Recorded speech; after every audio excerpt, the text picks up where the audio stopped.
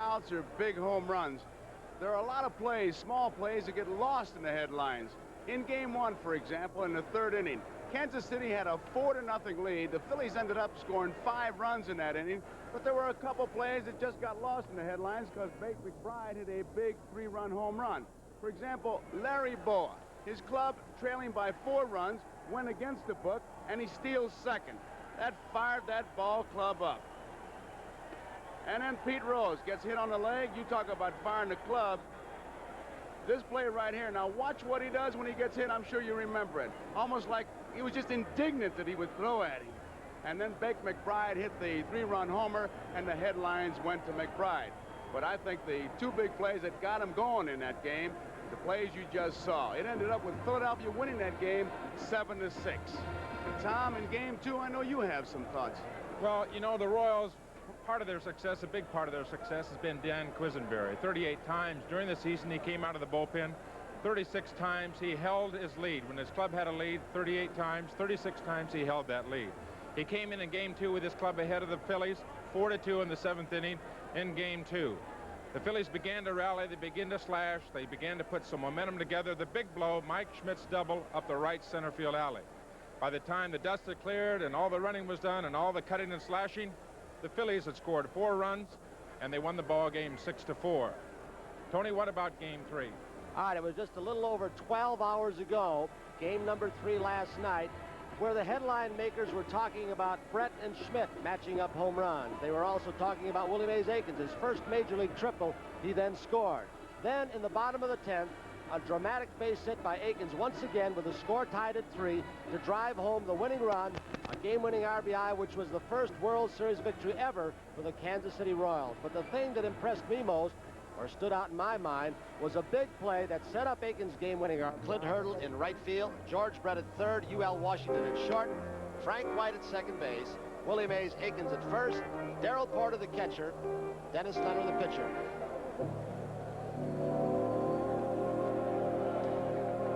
Dennis Leonard, the 20-game winner for the Kansas City Royals during the regular season. You see his stats there. 111 with a 3.79 ERA. Pitched just 3 2/3 innings in Game 1 of this World Series. Leonard is 6'1", 190, 29 years old, a real workhorse. Pitched 280 innings, as you see. 271 hits. That's a pretty good innings pitch to hit ratio. What you see is a righting fastball and a good slider. Dennis got a little rattled in Game 1, and Billy Connors, the pitching coach, said he sat down and talked with Dennis, and what he's going to do is go right after the hitters today. Try to be more aggressive, keep his mind on exactly what he's supposed to do on the mound. Right now, Tom and Joe, Dallas Green, Bobby Wine went out to home plate. They went to home plate umpire Don Denkinger, and they were pointing out to center field. There is Green. Apparently, some of the hitters feel that the cameras beneath our NBC camera in center field on a ledge, but the ones below that have some kind of glare that may reflect into the eyes of the hitters. So Denkinger now is going out with the people hanging over the railing. He will probably request the PA man to say, hey, some of you get down. It's too distracting to the hitters. Tony, last night we had some problems. Ron Luciano was talking about it when Bill Kunkel came in from right field. Ron went to Kunkel to find out what that was all about last night. Yeah, what happened was we thought something was going on in the dugout, and what it was, they had a monitor in there. Every team tapes their batter, every swing he makes, and their pitcher, every pitcher he pitches. But that's not supposed to be in the dugout because they might steal signs or something. But here in the World Series, there's no place else to put it. There's no room behind home plate, and there's no room in the photographer's bench. And so what they had it in the dugout. And Paul Pryor kept saying, they're not doing anything. Will you leave it alone? They're not doing anything. They're not stealing anything. Kunkel says, hey, they're yelling at me down there from the bullpen because they can see what's going on. So let's remove it. And today they removed it. We won't have any of that trouble. Now, they're not going to blame NBC for having theirs in it. Now, I just want you to repeat nice and slow, like all good umpires talk, and tell us whose monitor it was. It was not NBC. It was the Phillies' own tape machine.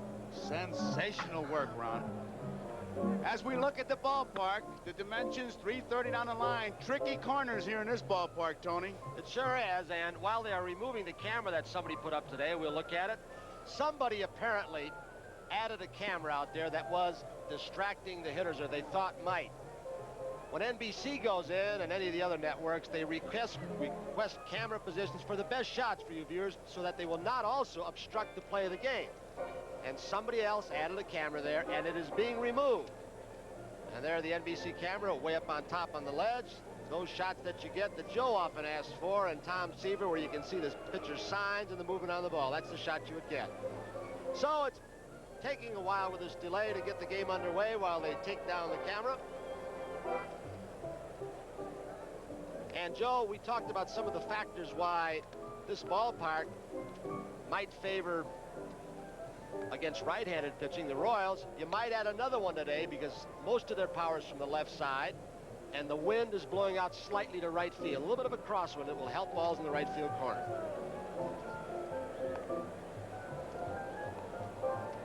So a little bit of a delay here. The commissioner was just on the phone. There you see him sitting down next to his wife, Louisa.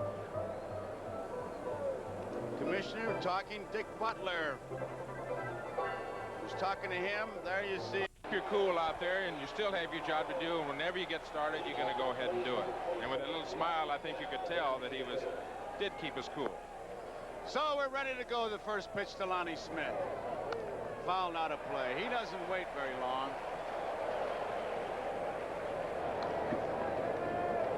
Smith 0 for 1, hitting at .364.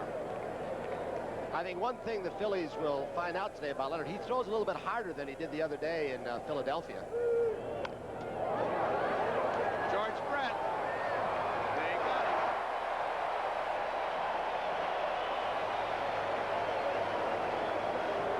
George, after last night having to run a couple of times, came out this morning, said he is in pretty good shape, feels no pain.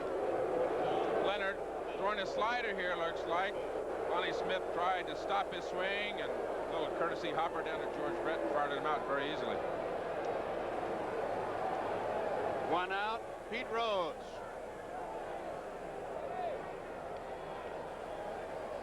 One for 11. Ball one.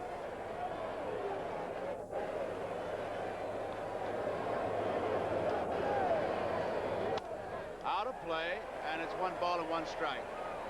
The Royals have been giving Pete Rose a steady diet of hard stuff on the inside part of the plate the last couple of games. Pete still with just the one hit that he got in the series last night, which drove in a run, broke his bat on that base hit, something that Pete Rose rarely does. But it'll be interesting to see if Leonard continues to throw him hard stuff. That was hard stuff. 1 ball, 2 strikes, 1 out.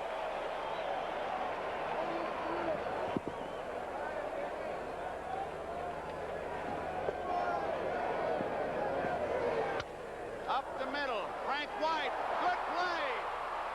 Didn't get it. Goes into the dugout. Akins missed it. Porter tried to keep it from going into the dugout, could not, and Rose gets an extra base. See how they score it. What looked like going to turn out to be a sensational play. Frank White off balance. This ball has got to be at least stopped by Willie Mays Akins. But it may have scooted on the dirt. Darrell Porter hustled as hard as he could. Here's a different angle on it from right field. This will show you the range of Frank White. Goes behind second base. It's got to be stopped. And when Darrell Porter tried to stop the ball, sliding on his legs, it went into the dugout. So it'll be an error charge, I'm assuming, to Frank White. You can forget the assumption. It was charged to him, Tony. High fly ball. Wilson coming in. Makes the play. 2 outs. Rose credited with the hit. Gets the second on the error. There you see him. Here is Mike Schmidt. Third base. Ball game just underway. Smith bounced out. Rose hit a ground ball, and White made a great backhanded play. Threw it past the first baseman. Rose is on second. McBride is just flying to left. You haven't missed a thing. Schmidt with 1 home run. Outside. Ball 1.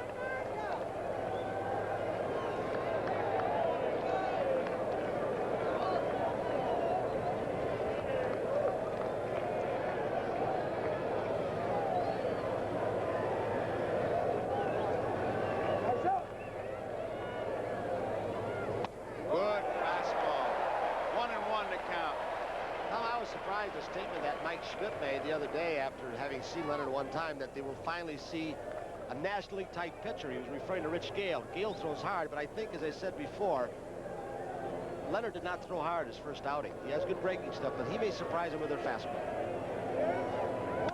It's fouled out of play. We got a reading yet on that famous radar gun? My buddy Paul Moscow over here tells me 90. We got a 90 down there. 90.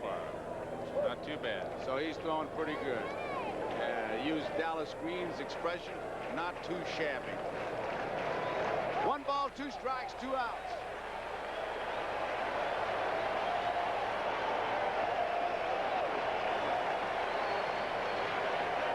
Shaking off a number of pitches.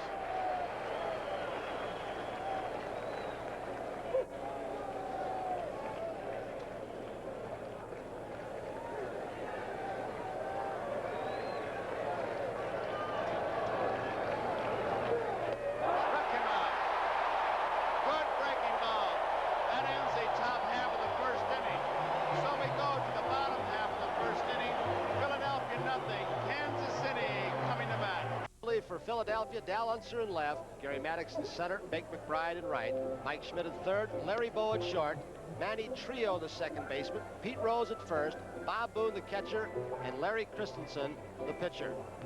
And Joe, as the lineups were taken up to home plate, we'd gotten the word just before the game started.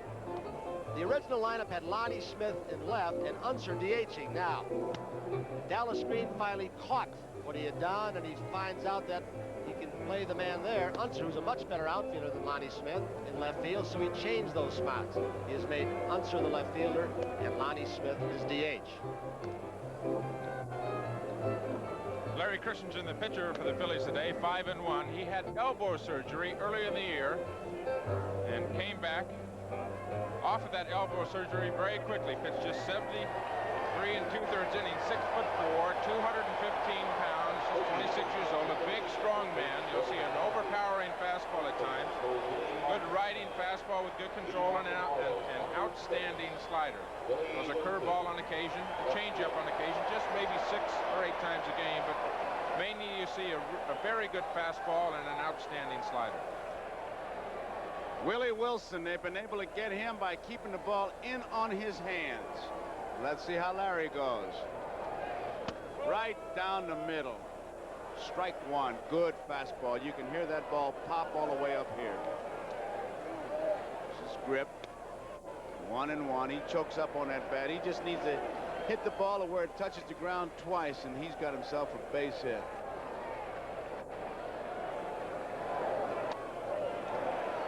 Two balls, 1 strike.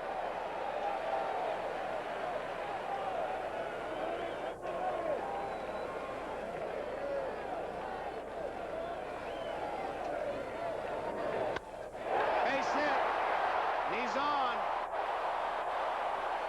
Now the excitement will start around first base with Christensen. As I recall, Christensen has a little trick move with that knee. There it is. He fights off the pitch. Got it in on him like they wanted to. Maybe not far enough in, Tom. Maybe they wanted off the plate, but he did fight it off the left.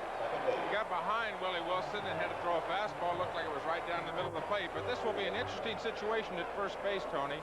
Christensen does have a very good move, and of course Willie Wilson, the outstanding base runner in the American League. White is the batter, and Boone may have noticed something in Wilson's running because he was ready to double pitch out. There's the move. It gets high all the way to right field. He may go to third. He will go to third. And if they don't hurry, he'll score.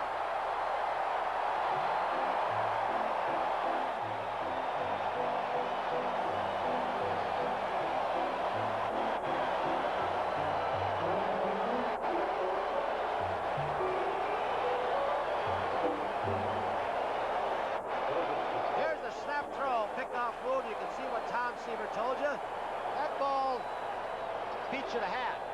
Ball hits his glove. Wilson did not come back diving.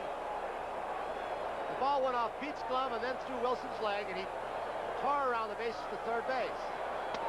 Strike 1. Good fastball. Willie Wilson makes it happen. White. 2 for 12, a 167 average. Last night struck out 3 times. And there's strike 2.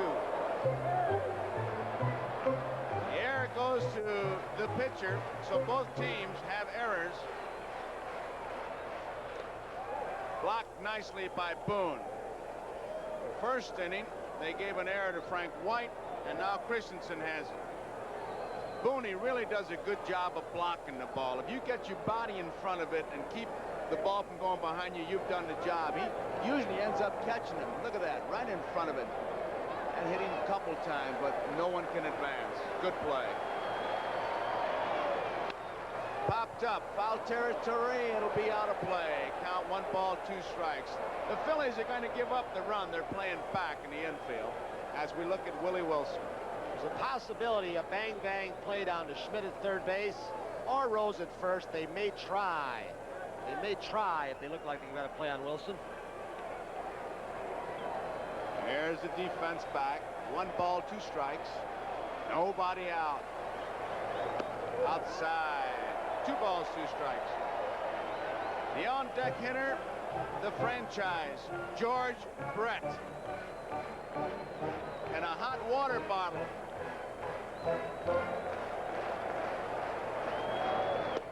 Outside. Count runs full. 3 balls and 2 strikes. I've seen batters do all kinds of things. Hot water bottles, keep their bats in the sauna.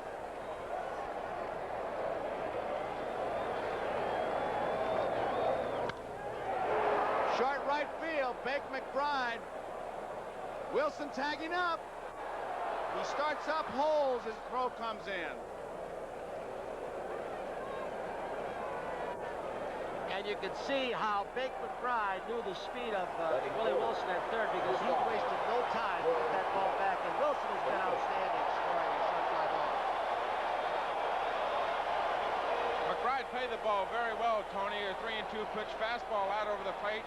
White popped it up to right field. McBride got behind the ball where he could set his feet, go through the ball, and make a good throw to home, good strong throw to home. And I think if Wilson had tried to score, he'd have been out. Would not have been a very bright play had he tried to score with this fella coming up, because here's a fella drove in more runs in games he played. George Brett. Outside. He had 118 RBIs during the season. He played in 117 games. Walt Dropo, the only other player in the league to do that. Dropo played 136 games with 144 RBIs.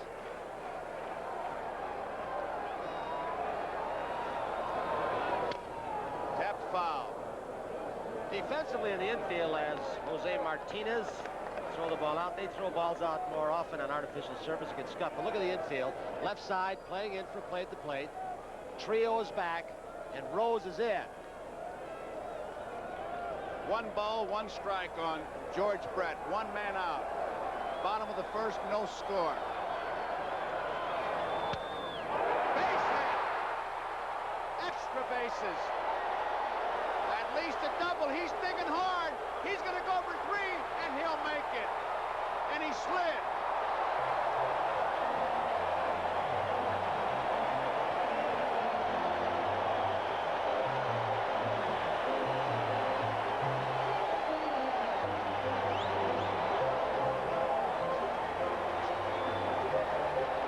Here it is. Tom, this man hits more good pitches than anybody in the American League. Wasn't down enough, but it was down and in, a breaking pitch, and he showed the kind of speed he's got. Here he comes, second to third. He slides. Said he was going to try head first, but not that time.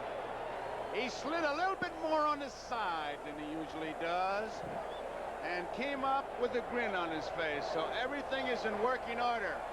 1-0, Royals lead. Willie Mays Aikens, and now the infield has moved in. It's fouled back. 1 strike. They continue to give Willie Mays Aikens the right field line. He got the game-winning RBI last night to left center field. So they've got him stacked right, but he's been able to find the holes. Aikens, 2 home runs, 5 runs batted in, 5 for 12. And there they go again with the line as we look at the defense. Look at Maddox toward left center. Right center field is McBride. Well hit, way back. This is maybe out of here. It is.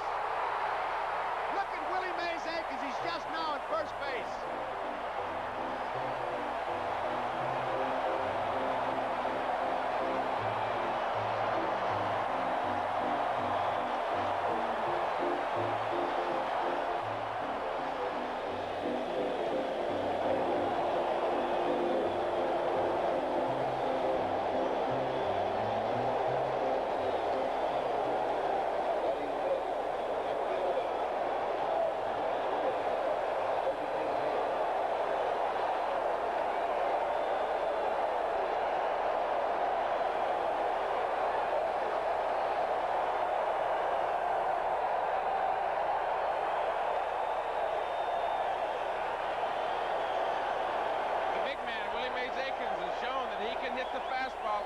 Out over the plate, and there it is, a home run to right center field. Big McBride, you see him, and he really crushed that ball. Akins just has come out of the Royals dugout and given the fans a wave. Here's George Brett's reaction from third base. He knows it's gone. McRae, 1 ball and 1 strike. Akins, a red-hot hitter. He won the game last night. Now hitting .462. 3 home runs, 7 runs batted in. 2-1 to count. Base hit.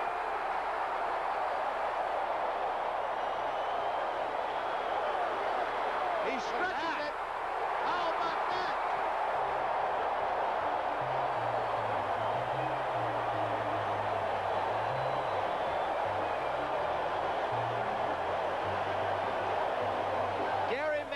Nonchalance the ball, and you saw today for the first time the way the Royals have played all season long. He took his time in center field, Maddox, and look what McRae did. These guys bust out right out of the batter's box. They don't wait till their first base before they start moving. There was a case of literally stealing a base on an outfielder. And last night they won their first game, and they have really come out. And you heard Jim Fry tell Brian Gumbel as we look at Hal McRae, if we can score a couple runs early, it's going to be tough. Well, they have done that. A Pete Rose trick. Rose always used the expression as we see McRae sliding again. My stolen bases come when I hit a single and turn it into a double. And McRae may have learned that from him too, Tommy.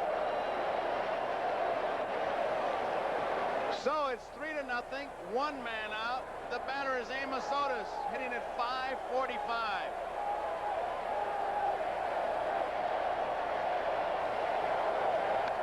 Fouled out of play. Otis has 2 home runs, 5 runs batted in. He's 7 for 13.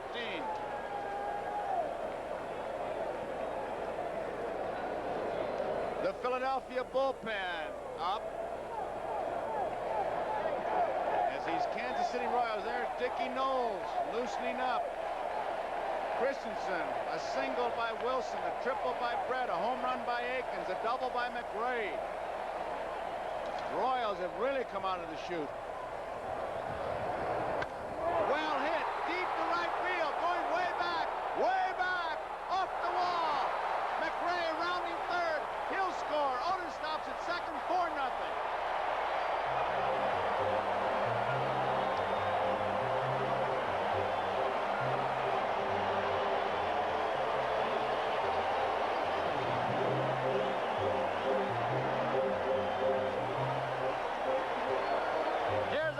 McRae at second base. McRae goes back initially. Might have been a slider or a cut fastball. Right field, Gary Maddox, as the ball hits the wall, mishandles it a little bit, but he wasn't going to get McRae anyway. There he starts bobbling it around. McRae circles third base and comes on home. They had better stall for time out in the mound, which Pete Rose is doing, and let Dickie Knowles get good and loose. They have hit some shots. You might want to watch now the change in attitude. Remember, the Kansas City Royals led 4-0 in the first game. Dallas Green is coming out now. It's a 4-0 lead. Looked like Kansas City was going to blow Philadelphia out in that first first game, and those Phillies came roaring back. It'll be an interesting just to watch to see the change in attitude. Hey, all 3 games have been crazy. The first 2 ball games, you might have thought, as Green waves to the bullpen, they were Kansas City's the way the game went. Last night, Phillies strand 15. You say, hey, that ought to be their game. We've got 3 like that. Could happen again. And we're going to have a pitching change. And we've got a break in the action, but we've got plenty of fireworks. Have hit Larry Christensen very hard. 5 hits and 4 runs here, still in the bottom of the first inning. The last time Larry Christensen pitched was in the playoffs against the Astros. That was in relief, and he got hit fairly hard. In the game that he started against the Astros, he pitched very well, but the last 2 times out have been very tough on Larry Christensen, and obviously you can tell the frustration that he carries right now. New pitcher now. Dickie Knowles has come on to face left-hander Clint Hurdle. And middle relief is not quite as important with a designated hitter. You don't go to it, I don't think, quite as often. But when you look at Philadelphia, they've got McGraw in short relief, Carlton starting from left side, and Soche, who they use in short relief at times. They better come up with somebody else somewhere that can go a few middle innings in situations like this from the left side. Outside. Ball 1. 12 total bases in this inning for the Kansas City Royals. Batrack really juiced up today.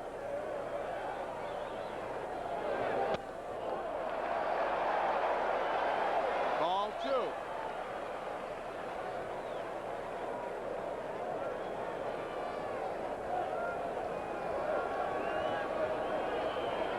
Here's the on-deck batter, Darrell Porter. Curveball misses, ball 3. This will be Hurdle is number 7 and 12 total bases, 4 runs in. So it looks like Kansas City a good chance to bat around, only 1 man out. Walk. First base on balls for Kansas City. And the batter is Darrell Porter.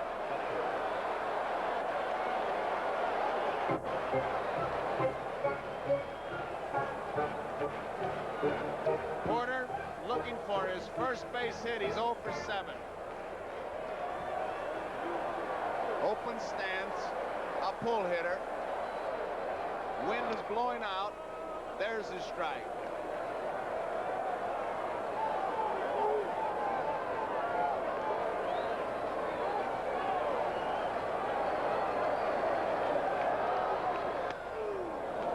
Strike 2 on the outside corner.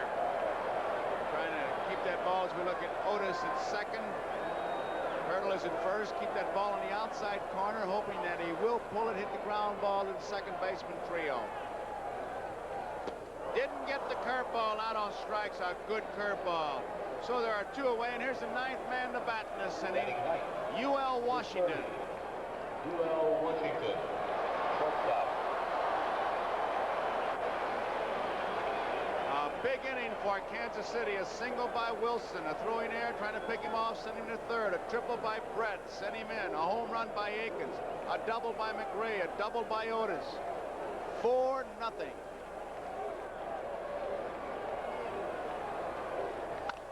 Bouncing ball up the middle, cut off by Boa. The throw not in time.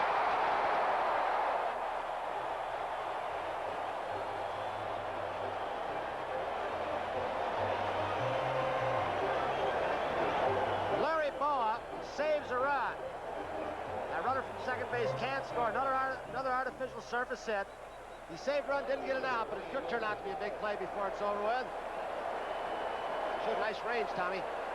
Excellent range on the AstroTurf. Larry getting off a good throw, but Washington certainly does run very well.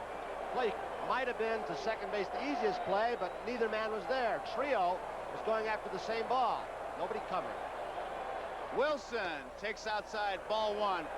In the pregame interview with Brian Gumbel, Jim Fry, the manager, used the expression rabbits, and this is a royal attack. This is the kind of rally. The rabbits run and the big guys hit. 2 balls, no strikes. Or, in my day, they would say, the nits and the gnats bite you, the lions and tigers will eat you. All the base runners are on. Otis at third, Hurdle at second, Washington at first. 2 outs. Bouncing ball. Rose will have to run hard. Raced by Knowles. Got him. That guy's exciting, hitting a bouncing ball into first baseman. Inning ends. Crowd reacts on their feet.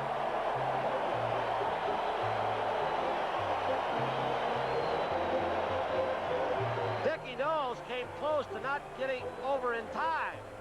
Dutch Renner, first base umpire, has 2 very close calls. Watch the 2 feet. You bet. He beat him by about 2 inches only. So at the end of a complete inning here, the score, Kansas City 4, Phillies nothing. Knowles' foot came down while Wilson's foot was in the air. That's how close that was. There's a strike to Del Unser.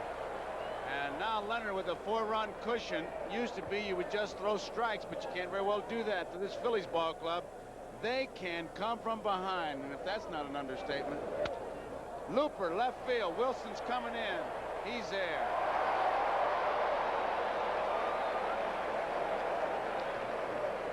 Willie Wilson, described as the most disruptive, productive concentration breaker in baseball. And I'll buy that, I'll tell you.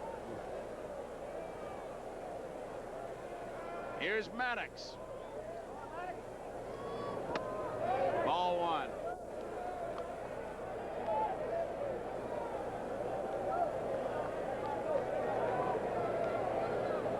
Maddox 2 for 10, takes inside, and it's 2 balls, no strikes. No home runs, 1 run batted in, hitting at 200. Wide stance. Looper, right field. It's going to drop for a base hit. Hurdle plays it on a big hop. Maddox is on. Does this situation look familiar? Game 1, 1 out. Kansas City leading by 4. Boa stole second base, surprised everybody, and shook up Leonard. Not Boa on first, but it's Gary Maddox. See how Hurdle waited back on that ball in this artificial surface so it wouldn't bound over his head. Guys don't try for as many shoestring catches on those little loopers on this stuff. Perfect example last night when Lonnie Smith tried it in left field and Akins ended up with a triple.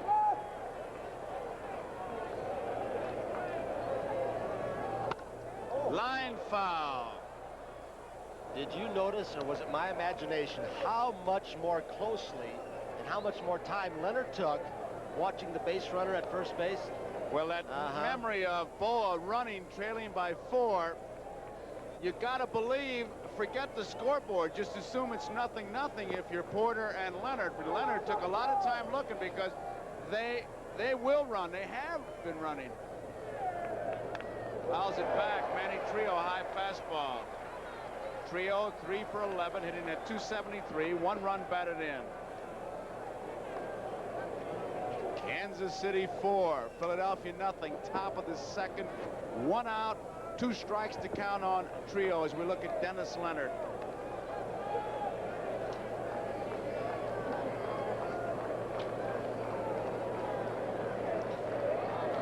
Different angle with our handheld camera, looking right down that right field line. That gap between first and second. Trio tried to punch one through there.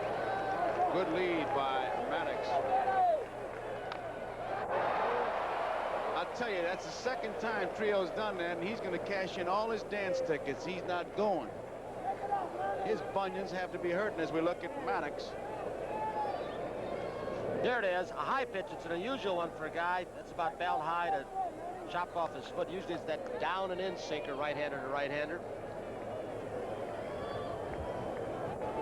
Maddox is getting a good lead off first base, but he doesn't seem to be leading towards second.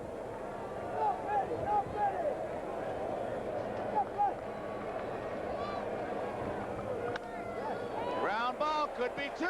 There's 1. Nope. Into the stands again.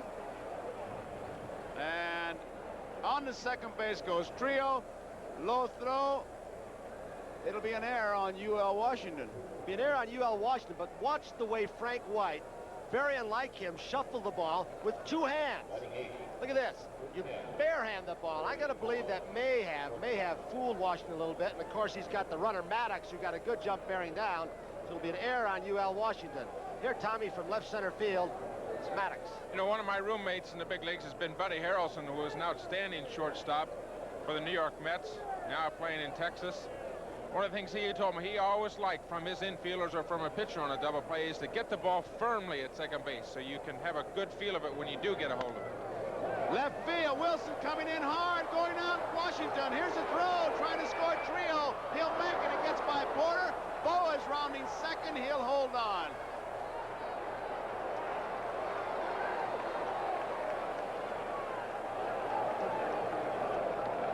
Trio was coming all the way. It's a 4-1 ball game. I tell you, a 4-run lead is not safe with this ball club.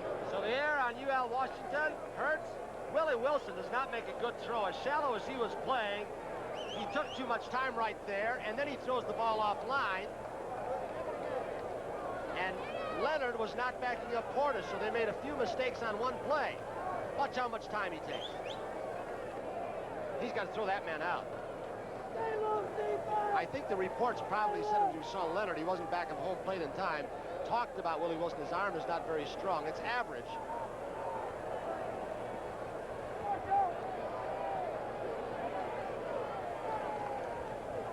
Here is Bob Boone. It's a strike. The scoring on that play, Boa gets his single, obviously, credit him with an RBI, and takes second on the throw. No error.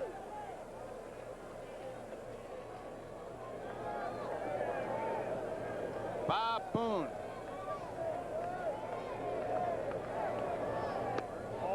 Outside.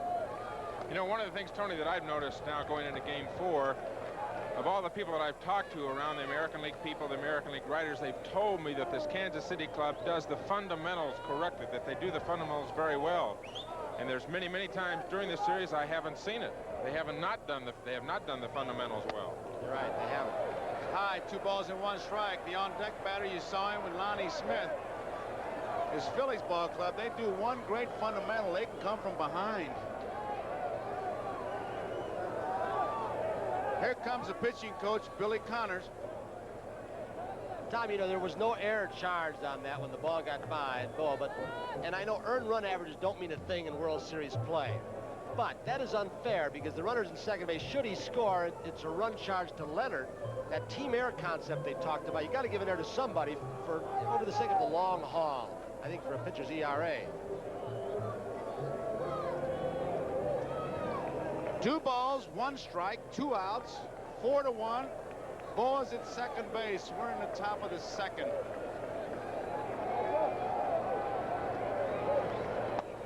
This ball misses. 3-1. Joe, Billy Connors went out. Did you look at Larry Boa? Billy Connors went out to talk to Dennis Leonard. What Leonard will have a tendency to do sometimes incorrectly on the mound is to drop his elbow and start getting the ball up high in the strike zone. Well hit. Brett is there. The throw in time, and that ends the inning. The Phillies score 1 run. So as we go into the bottom half of the second inning, the score here, Kansas City Royals 4. Kansas City leading. We're in the bottom half of the second inning. Kansas City came out of the chute, but so did the Phillies. Greg Luzinski, who had that viral infection, is here with the ball club. He is not playing. And let's get a report from Merle Harmon. All right, Joe. Bill Giles is the executive vice president of the Phillies. Where's the Bull? Yeah, the Bull wants to play, but he's feeling still a little weak from that influenza. I think he might be in there pinch hitting before the game's over, and he'll be ready to play tomorrow. All right, he was the DH in Philadelphia. Isn't the DH ideally suited for him? Yes, I think it is. He's not that great a defensive player, and I think the DH is a good position for him. All right, Bill, thank you very much. Now back up to the booth. Strike 1 to count on Frank White. That was Philadelphia party line as we look at the Royals. Talked to the Bull before the game. He said, if there's Dallas Green, if I'm not playing, if Dallas Green thinks somebody's better than I, fine. But he should at least tell me why I'm not playing. Remember, Luzinski had 2 game-winning RBIs in the championship series, a home run and a double against the Astros.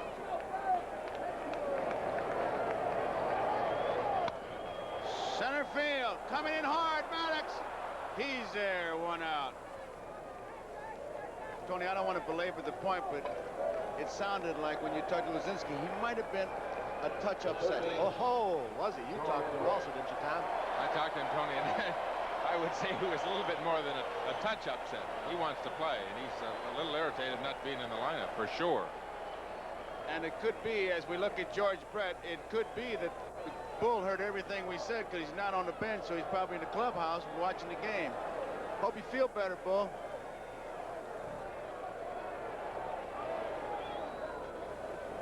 George Brett, what a hitter. A triple his first time up. Brett, I don't know what you can say about this guy. 6'11". Takes it low, ball one. Comes off what they called minor surgery. Hits a home run his first time up after the surgery. Triple this time. Hard hit. Nice play by Trio.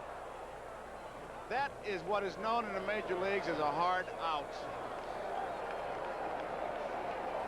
The first baseman, Willie Aikens. Manny Trio, one of the smoothest fielding second basemen in the National League with a whip-like arm. I love to watch him throw.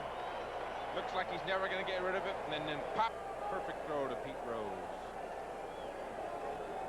Here is the man of the hour. Last night it was his base hit that won it. He also had a triple scored. Had 2 home runs in Philadelphia. Hit a 2-run homer in the first inning. Ball one, Willie Aikens. Aikens with 17 total bases, leading all hitters. 7 runs batted in.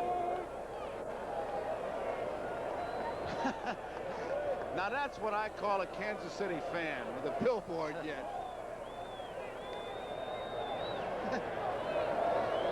1-1 pitch.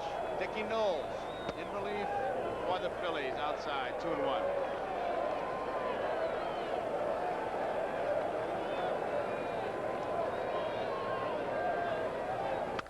Well hit, deep to right field, another one. He's not even left home plate.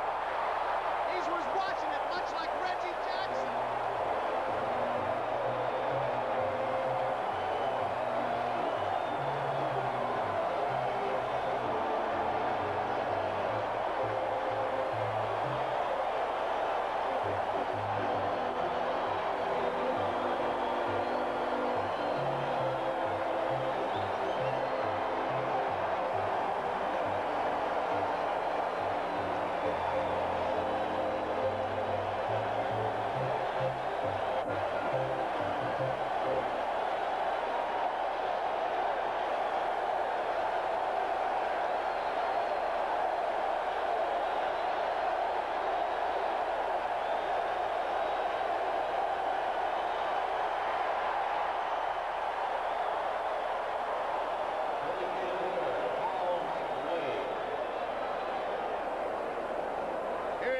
McRae, 5-1 to score.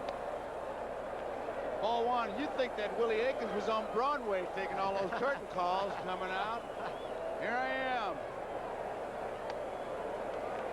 In all the pre-World Series hype and analysis, the edge and speed was given to the Royals, power to Philadelphia. It is now 7-2 in home runs in favor of the Royals.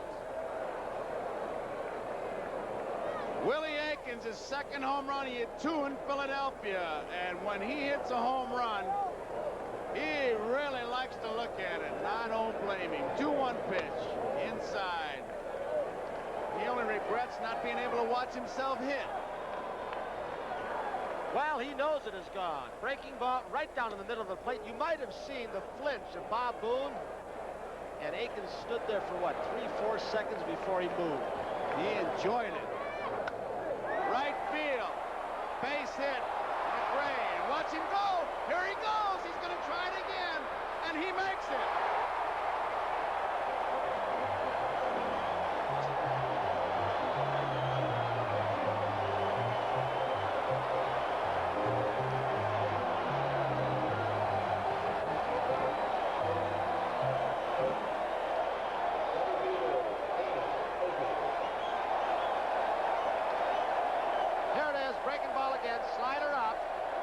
And you can see how he made this double as he broke the machine. McBride played it pretty quickly this time, unlike Maddox.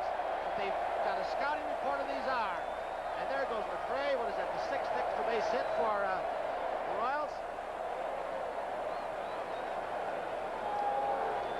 They've got the juice turned on, don't they?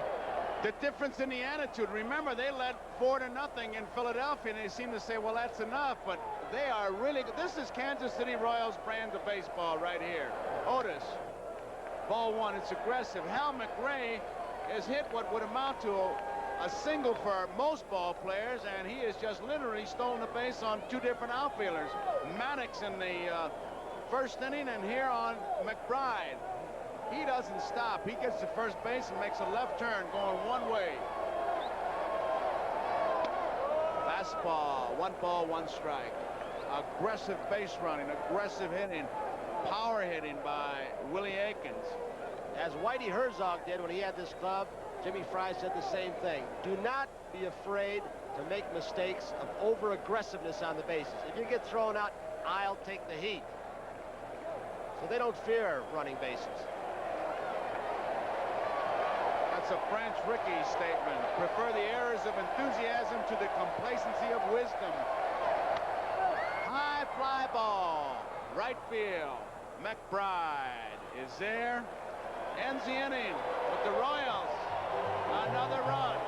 Tremendous home run by Willie Aikens at the end of 2 to score. Royals 5, Phillies 1. There was the man of the hour coming out of the dugout. And take a look at this home run that he hits once more. What a ball game. Lonnie Smith, ball 1. Tell you, Willie Aikens imitating Reggie Jackson in many ways by watching the ball as Smith hits a high hopper to Brett.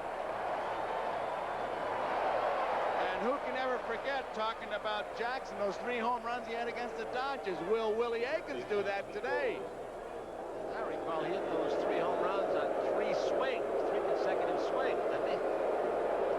I don't know, but he hit them a long way, and those 2 that Willie Aikens has hit are really not cheapies. Pete Rose with 1 out, nobody on. He was safe in the first inning. Had an infield hit, went to second on an error. Strike.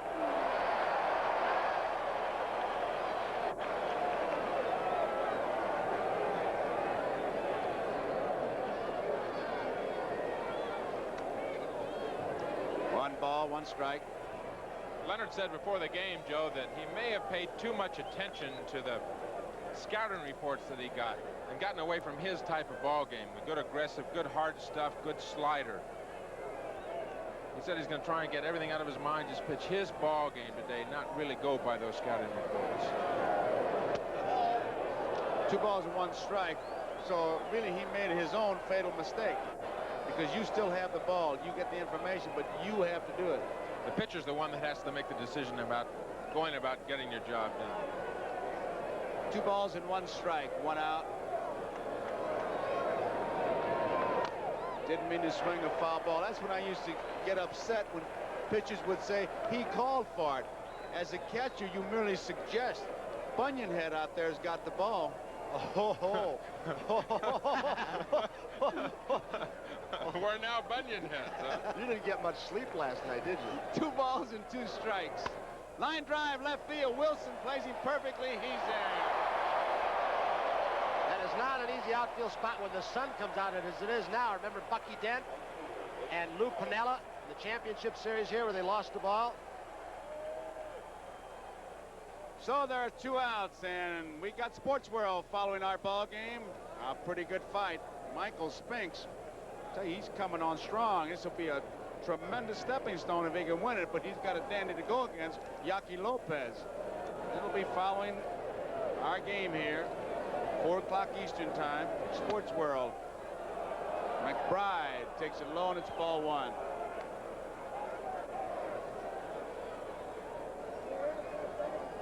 They're yelling at Dankinger. That's why he's looking over to the Royals dugout, because they said that McBride bunted at him.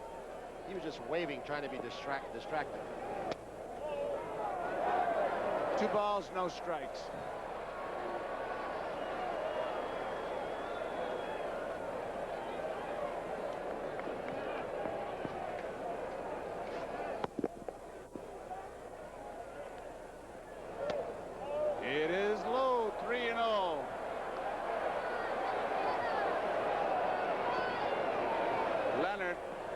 walking around. Don't be in a hurry to lose. Be in a hurry to win. Joe McCarthy used to say. 3 balls, 1 strike. First time, Joe, all day that he's gotten 3 balls on the hitter. Leonard has shown very good control today. First time he's gone to 3-0. First time to 3-1. Walking. The third baseman, Mike Smith.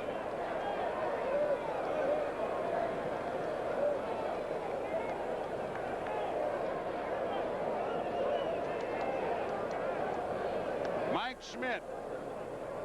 2 men out. Base runner at first, McBride. The score, Royals 5, Phillies 1. Sun has really come out. I mean, it is bright now. Shadows starting to creep towards the infield. Not a factor yet.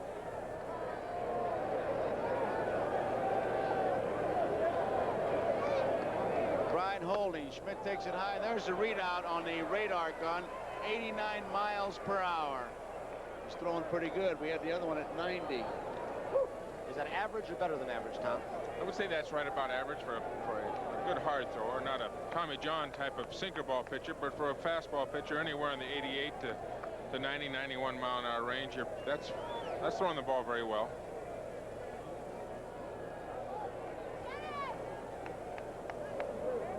There you see the insert. You'll see how fast he's throwing it, and if he hits the ball, Schmidt does, you'll see how fast it goes off the bat.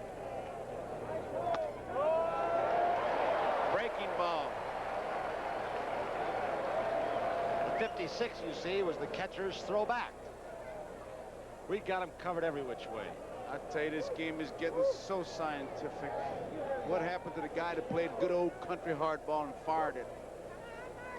That's an STS gun, spherical tracking system. And if you can't pitch, it won't help you.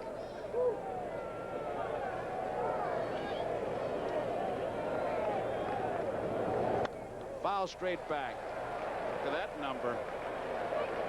91. The hardest he's thrown. Tom, is the variance in his speeds, the fact that he might ride a fastball, might take off and then turn a fastball over, try and sink it, that would be the little bit slower one? Leonard throws 2 kinds of fastballs, the sinking and the riding fastball. He can be overpowering at times, and the harder the fastballs, that last one over 90 miles an hour, would be the riding fastball. That's why Schmidt got under it, hit the bottom half of the ball, and fouled it back over our heads. And the other sinking fastball would be in the 88 to 90, 89 mile an hour range.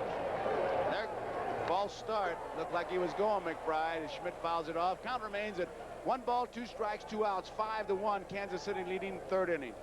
The first person that I'd heard of who used the radar equipment was a college coach, Danny Litweiler. Then Earl Weaver picked it up, experimented with it in spring training in Miami, uses it at times, but they gauge breaking pitches and difference between fastball and changeup also. So there are a lot of important ways it can be used, not just measuring sheer speed.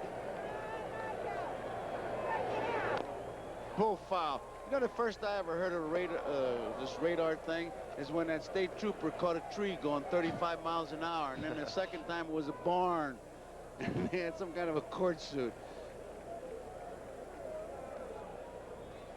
1 ball, 2 strikes, 2 outs.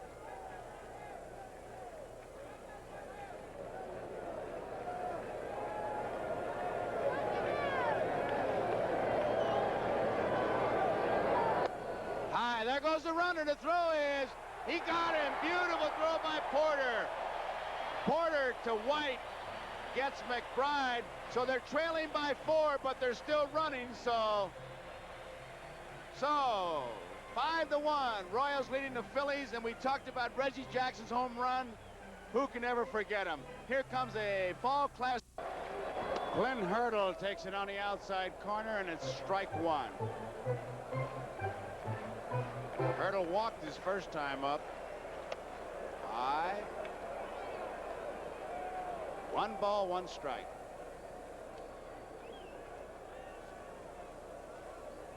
Five to 1, Kansas City leading. Outside, 2-1.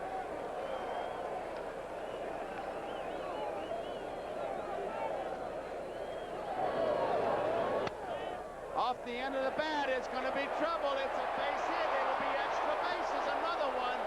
Hurdle is on at second. That is the 4th double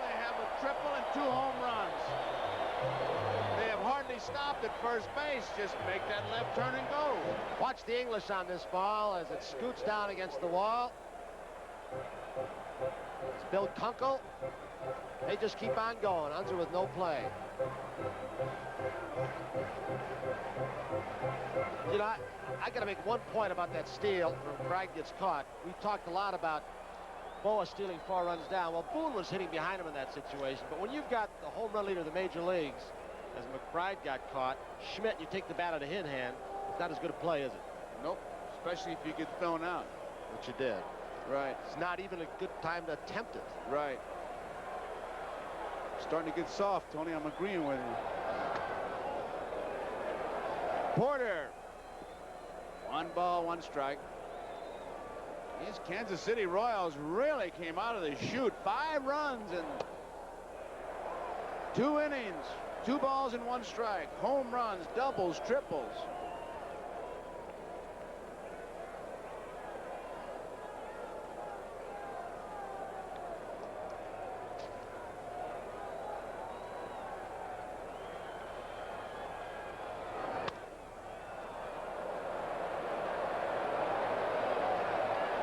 Schmidt in foul territory makes the play. And Joe, you can tell when a guy like Porter's in the slump, as we look at Hurdle at second. When he tries to pull the ball, he's a natural pull hitter, and he can't pull the ball. He's pulling off the ball. He wanted to get that runner to third base, at least a ground ball with no outs, and he pops it up to the left side. It's really hurting with the bat. Hurdle's at second. Here's UL Washington.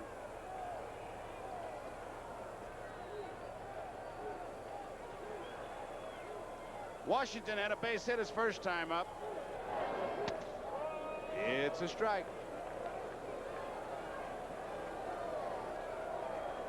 Phillies bullpen getting busy. We're in the bottom of the 3rd. The Royals out in front 5-1.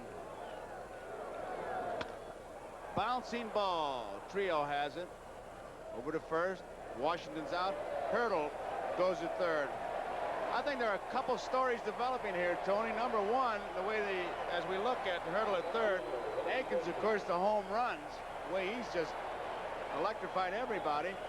But the difference in the Kansas City attitude. I mean, they have 4 runs over in Philadelphia and kind of sat on it. Now they're still going out, and this Philly bunch, and playing in the playoff games, they just came from behind. The only way they seem to know how to play is from behind. They're not out of it, and they're still running behind. Here's Wilson, ball 1. 4 of the extra base hits by the Royals today have been by left-handed hitters, and their run production and extra base power is from the left side. 1 ball, 1 strike. A left-hander, Kevin Sauché, loosens up for the Phillies. Wilson and Denkinger have a little talk as we look at Dickie Knowles, the pitcher.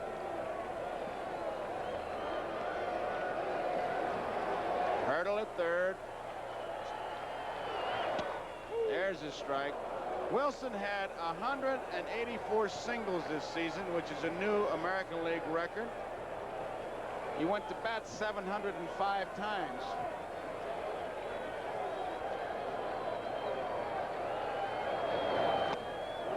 Out on strike. So that ends the 3rd inning. Royals do not score.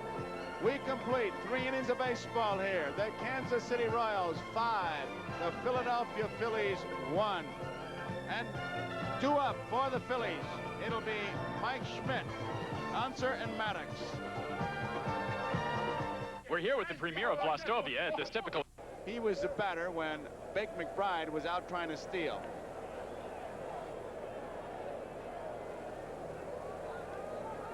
Schmidt was out on strikes his first time up, a long way from the plate. Bunts it beautifully. Leonard, the only man who can make the play, and he can't. So Schmidt gets it started. They need base runners, and the big guy says, I'm going to get something going. That could ignite him, Tom. Mike Schmidt is an exceptional athlete, handles the bat extremely well, a great fielder, outstanding speed for a good man. He bunted last night, bunting again today, trying to get something going. Leonard makes a mistake and looks toward the runner before he gets his hand on the ball, but even if he had, it was such a good bunt, I doubt if he could throw Mike Schmidt out. Mike has outstanding speed for a big man. Here is Del Unser. Unser, the left fielder. Takes outside, ball one. He's really bounced around, Unser. His father, former major leaguer, and I just love the line he used after his clutch hit when he won the game in Philadelphia. He said, "This scratches a 30-year itch for me." That's how long he's waited.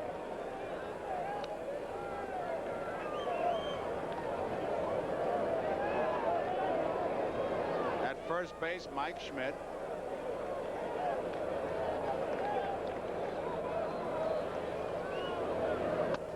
Here's a strike. It's kind of interesting on this Phillies ball club. Ray Boone, his son Bob, Al Unser, his son Del playing here. One ball, one strike, nobody out. Dennis Leonard with a 4-run lead. It's 5-1. Kansas City over the Phillies. We're in the fourth. Schmidt is back easily. Joe and Tom, we've got some action in the bullpen down at Kansas City for the Royals. The 1-1 pitch. High fly ball, left center field. Wilson, Otis. Otis says, "I'll take it." And he does, so there's one away. You see that often in this ballpark. It is a rough sun feeling left, and it is glaring in the eyes of Willie Wilson. So Otis will come over and look away from the sun and take a lot of balls away from him. And a shot there, see how big this park is in the alleys. 385 in each alley, and then it goes out to 410. Wilson, you can see the glare of the sun. The glasses are down, but he still hasn't picked up the ball. He's almost trying to look through the webbing of his glove. I've heard some outfielders have tried that to break up the glare, but Otis comes over and helps him out. That is the best way. Here is Maddox. First pitch, hits it. Little dribber, Akins will race him and got him. Long call, just did get him.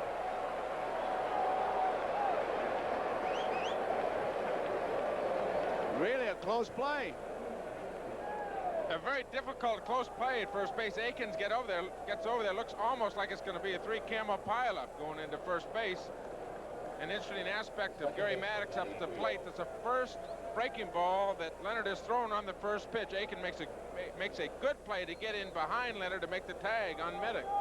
We've had several of these lapses by pitcher. Gale not backing up a play. Leonard today at home plate, and again he did not get over to first base quickly enough. There are 2 outs. Trio doesn't get a strike one. That's Leonard really on top of that play, hesitating. Looked like he wasn't just sure. He has had 3 close plays, making those Fox River Valley folks, the area he comes from, Wisconsin, very happy, calling him a good ball game at first. Trio hit into a force play. Went to second on an error. He scored on a base hit by Boa. There's one to right field. Hurdle is going back. Should have no problem. Makes the catch. And that ends the 4th inning for the Phillies. They do not score. So we go to the bottom half of the 4th inning to score here. Royals 5 and Phillies 1. Guys overhead, but thunder and lightning down on the field. Royals are out in front 5-1 on the strength of 9 hits, 7 of those for extra bases.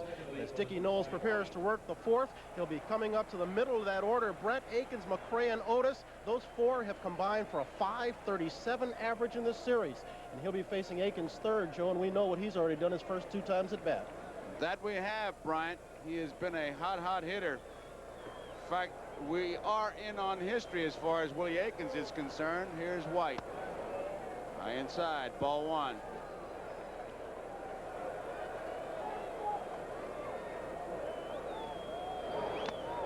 Didn't get it. 1 ball, 1 strike. 5-1, Royals lead, bottom of the 4th. Phillies lead the series 2-1. It's popped up. It is playable. Pete Rose says, "I'll take it." 1 out. There's the blimp. The third baseman, George Brett. There's the pilot. He's got some seat. All right.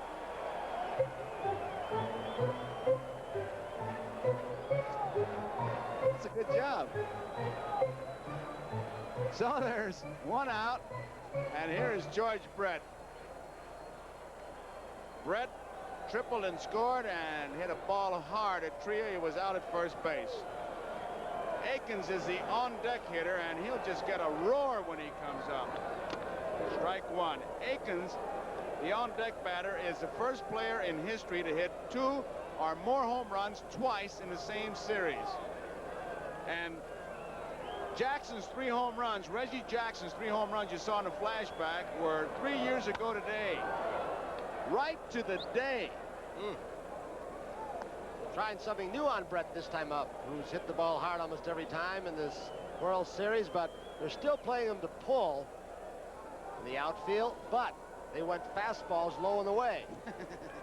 He had a fastball low and away from Davis. This guy's got to be a George Brett fan, that youngster. Well, that kid, he was supposed to call his mother, but he bought a hot dog and made the sign up. 2 strikes on Brett. Down he goes. There's a message right there. Here comes Jim Fry out. There's a message. Jim Fry is out right now. He is really upset. He is really upset. 2 strikes, no balls, and he really low-bridged him. Fry wants to go after him.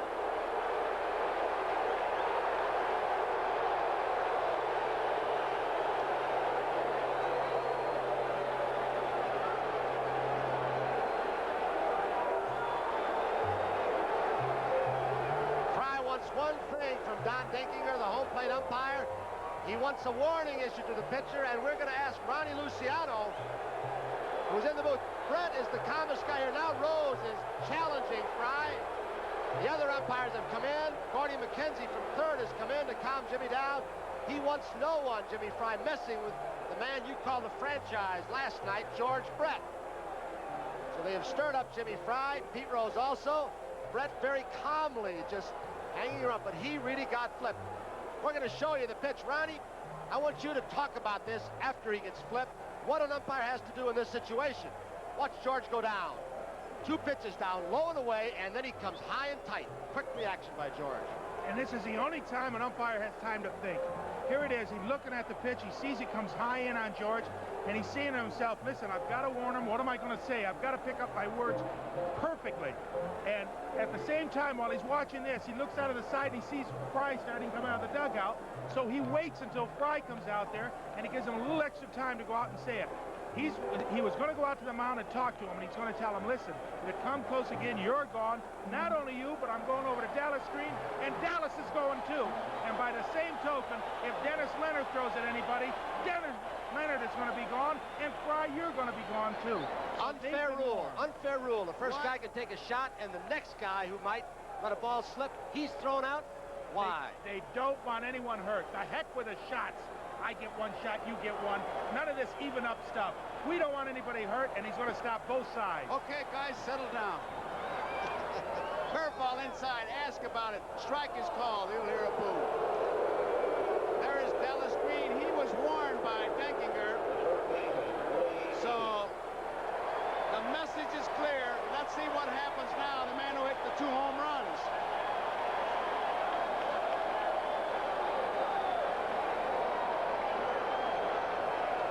Sister, you're not playing hooky, are you?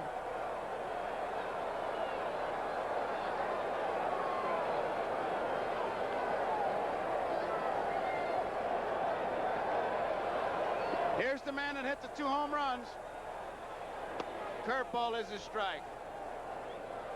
He tied a record today for home runs in 2 consecutive innings. Ruth in 23 and 28. Hits it foul. Kluszewski in 1959. Jackson in 1977. George Brett, he is upset. I don't blame him. That was as good a knockdown as you'll want to see.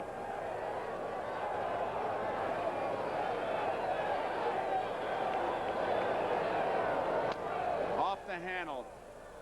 Most home runs, 4-game series, and this is the 4th game now. Not a 4-game series, but in 4 games. Gehrig did in a 4-game series 4.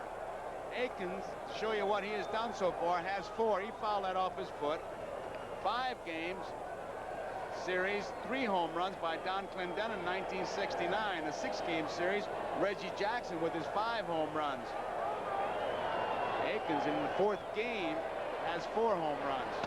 High, 1 ball, 2 strikes. That's one reason that some people do not like the designated hitter rule. They can't get even with the pitcher who knocks you down. He's sitting on the bench hollering. Line foul. And make no bones about it, there is a sign for that. You take your thumb and your index finger like you're shooting a marble and you flip it, and that's the message. Flip him. I don't think pitchers have to be told, though. Sometimes they know they've got to protect their part of the plate, their territory. Got him on strikes, and that ends the inning. So at the end of 4 innings, the score here, Kansas City 5, the Phillies 1.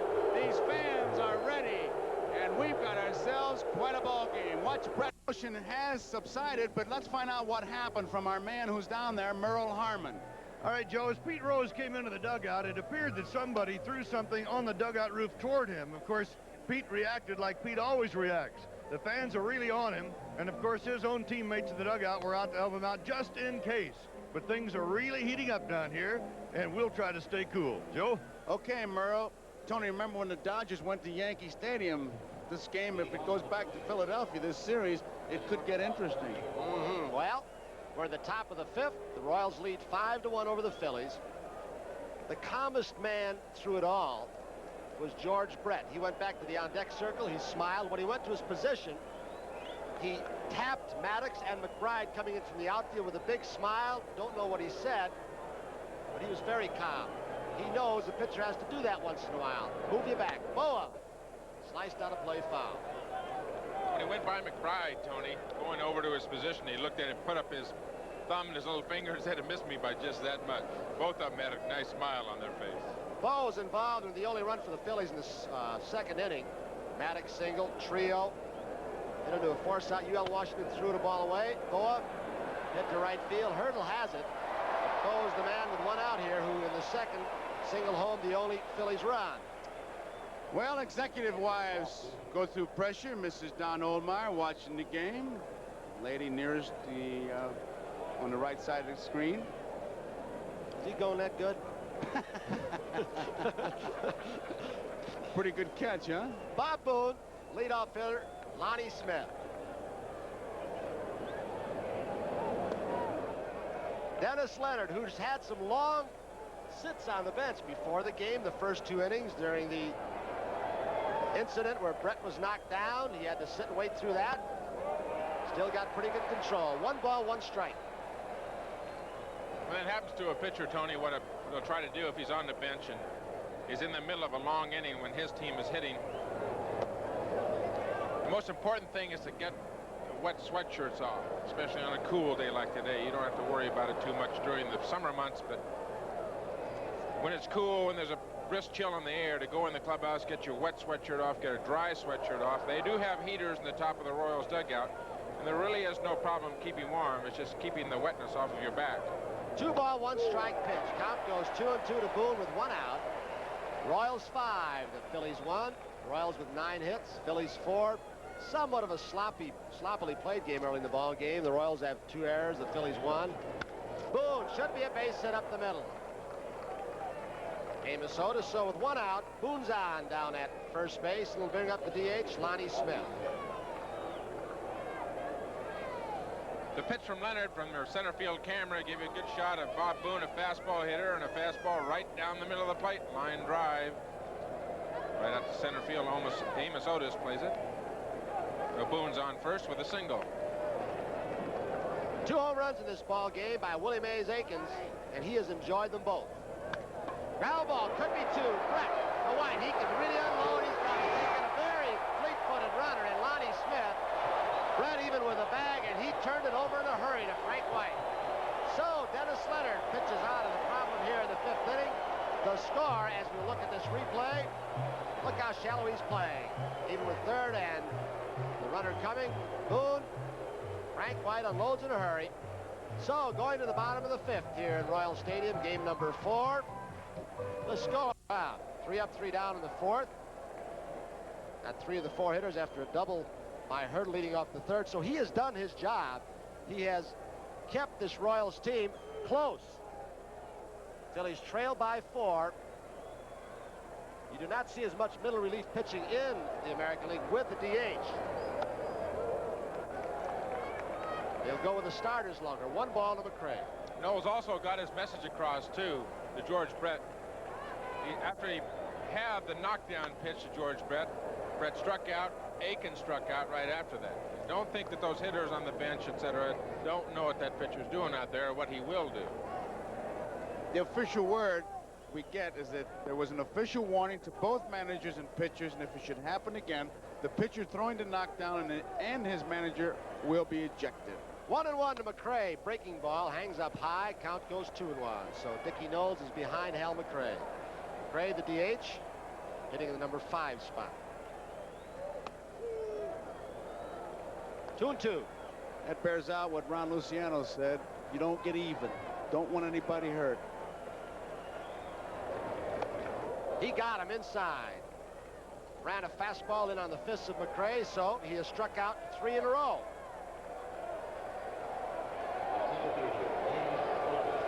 Now it's A.O. Amos Otis with a double and a fly ball to right field.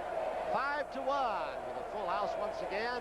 A little over 42,000 people here in Royal Stadium for game number 4 of this World Series. Phillies won the first 2. Kansas City won last night to get back in the World Series. And fellas, we are not being self-serving when we say this, but we got to compliment our engineers, camera crew, George Finkel, who produced the games in Philadelphia, Mike Weissman here, Harry Coyle. We've got great pictures for us. Thank you.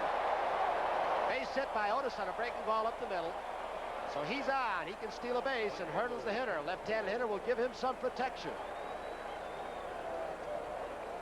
Otis 2 for 3 in the ball game, a double and a single. We're in the bottom of the 5th with 1 out.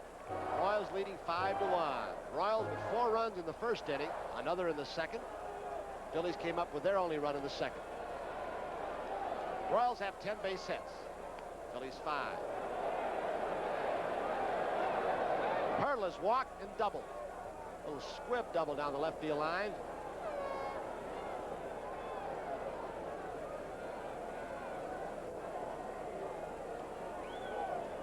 Jose Martinez, Amos Otis. That is where a coach can help a guy. Oh, and scouting reports, talked to Tom Ferrick, one of the scouts from the Royals who scouted Philadelphia, said, we look for pickoff moves from pitchers because of our running game. Outside, 1 ball, no strikes. And it might be a little difficult for a player to remember all the slight nuances in pickoff moves and everything else. So Jose Martinez has memorized it so he can pass the word along to Otis. What kind of move does he have? Is he quick to first, slow to home, or vice versa? 1 ball, no strikes, 1 out.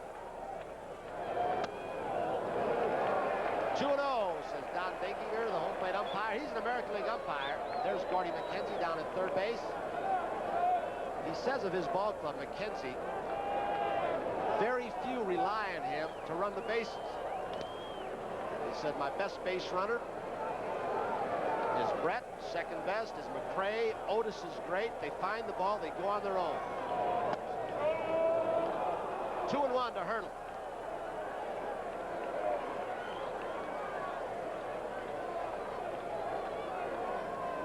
Dickie Knowles, another of the young pitchers on the Phillies staff out of the Dallas Green School of Pitching. You can see him how he grips the fastball there behind his back. And you know, they get a good shot of that World Series ball. You could see the red ink that's on that ball as opposed to what would be the green or blue ink on the National or American League ball.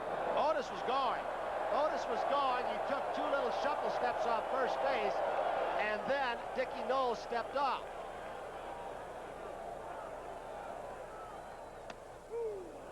Two balls, 2 strikes to Hurley. Quick pitch that time, and caught Amos Otis before he got that walking lead. And once again, they are on him from the dugout. They are saying he did not stop. He pitched too fast. Dinkinger said, oh yeah, he changed directions, and that's considered a stop. I don't buy that, but Tom Seaver, I know you do. But all you guys cheat. Otis and Knowles watching each other.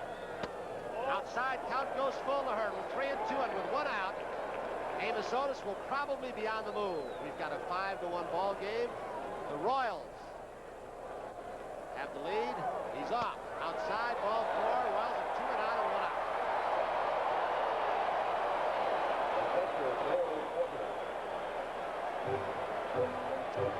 Well, it'll bring up Darrell Porter, who has struck out and fouled out. He is having a rough championship series. Oh, for October. And that makes it rugged because there's more people watching you in October if you're playing. This is a carryover, though, from the end of the season because he finished the season hitting .097, a terrific slump, 1 for 10 in the playoffs. He has not had a hit in the World Series. Breaking ball catches the outside corner. 1 strike on Porter. 2 men on, 1 out. That'll tell the story of his run production late in the season. He blew it by him. 0-2 to Porter.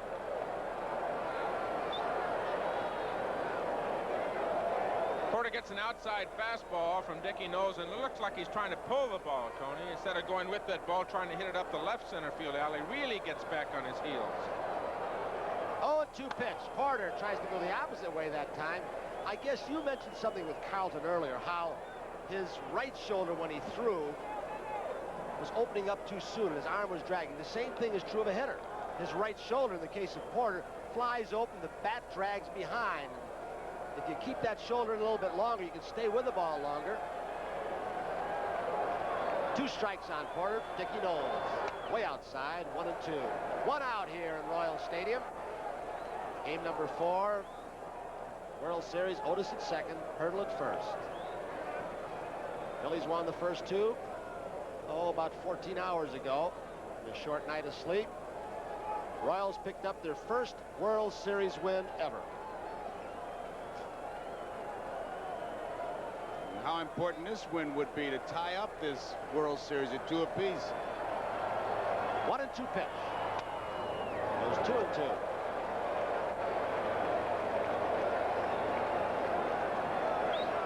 After the knockdown of Brett, Knowles struck out Brett, the check swing, then struck out Aikens, then struck out McRae. Then Otis got a single and Hurdle walked. Drill, but it's pulled foul. High breaking ball, hanging slider. 2 balls, 2 strikes, 1 out. Otis on his way back to second base with 1 out. Clint Hurdle has been on base all 3 times this ball game. 2 walks and a double. He's down at first.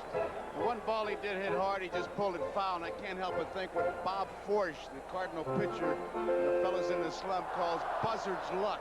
You can't kill anything and nothing will die. You can't get a break. Well, he's late on the fastball, way out in front on the breaking stuff. Good curveball. Boy, he broke off. The curveball was just dropped under the hands of Porter. Super pitch for Dickie Knowles with runners on first and second, so there are 2 outs in UL Washington coming up. Good shot of Knowles, who has an inconsistent curveball at time, but on a 2-2 pitch, outstanding for strike 3.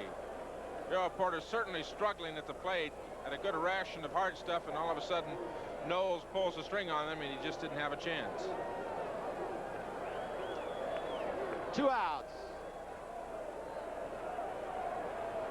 UL Washington, he is singled to short and grounded out. A couple reasons why we didn't sleep well last night. It was, of course, a short night, but one of them, did you hear those horns honking? Everybody celebrating till about 2:33 in the morning around Kansas City, downtown. Popped up, left side, foul turner. Schmidt couldn't get his glasses down, finally does, so Dickie Knowles pitches out of it. Strands 2 runners. After 5 here in Kansas City. The score, the Royals 5, the Phillies 1, and there is downtown Kansas. Of love, there is no love lost for the man about to step in for the Phillies and face Dennis Leonard. He is Pete Rose, and he is the man who confronted Jimmy Fry when Jimmy Fry came out to the plate to let Dickie Knowles know what he thought of flipping George Brett. Here's the crowd's reaction as we give it to Tony.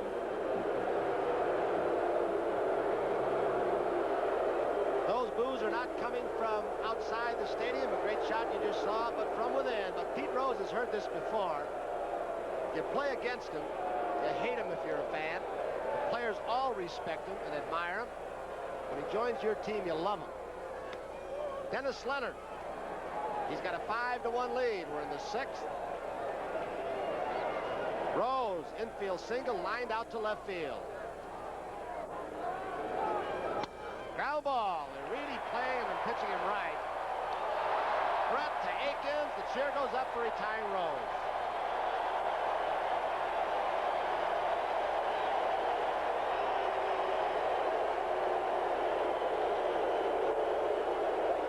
He trying to hit it past Brett. You can see when he was up there, he was looking that way. Rose rarely bunts. He fakes a lot of bunts, but he doesn't bunt that much.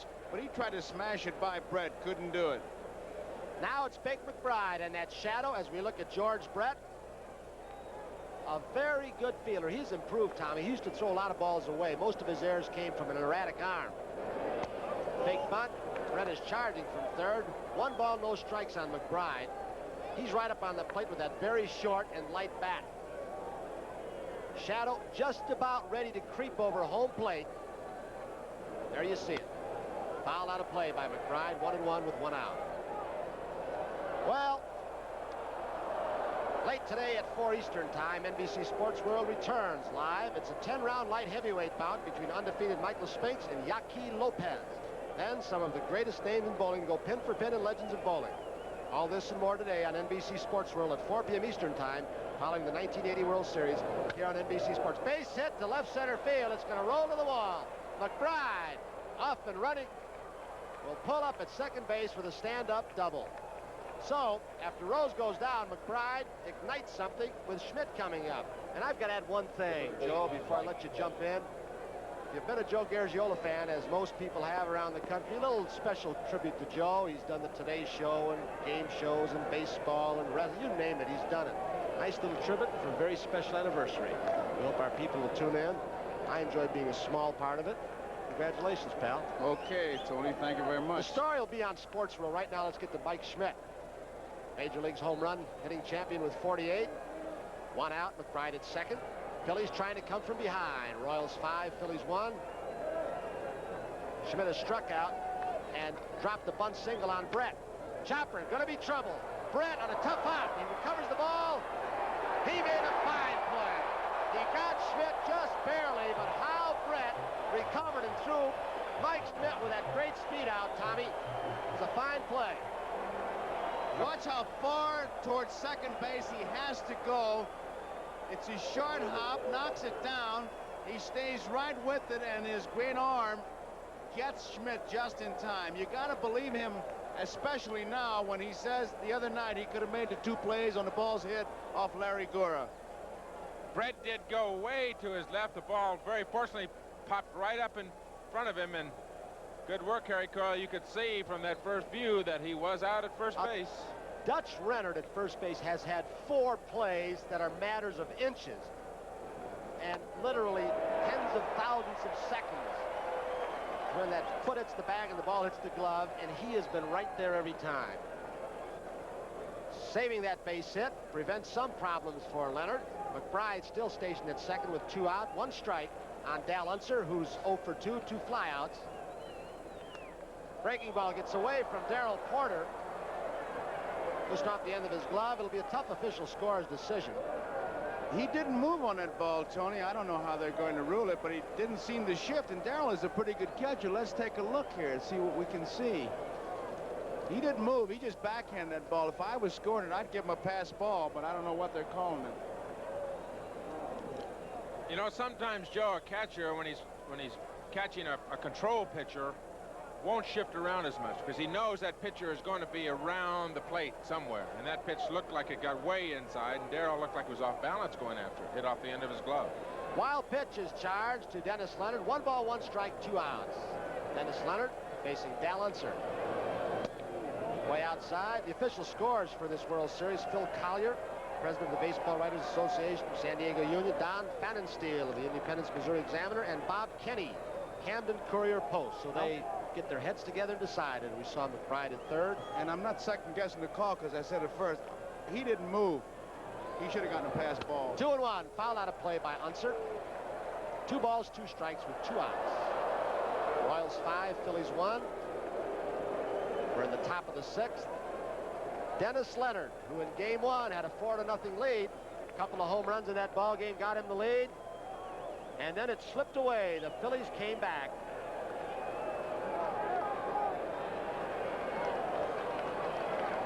Leonard with McBride at third, really taking more time. Unser is also getting his thoughts together. Breaking ball, he got it. Slider out of the strike zone, but he gets Dal runs her for a strikeout, so he strands. Take McBride at third base.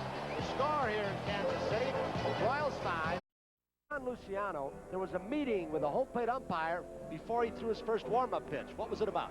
Don Denkinger went out to Kevin and he said, look at Kevin, we had an incident before, and I'm warning you before it even happens. If it comes close, you're out of here. I don't want 60,000 people or 40,000 people coming out of the stands and getting on me, you, and the ball players.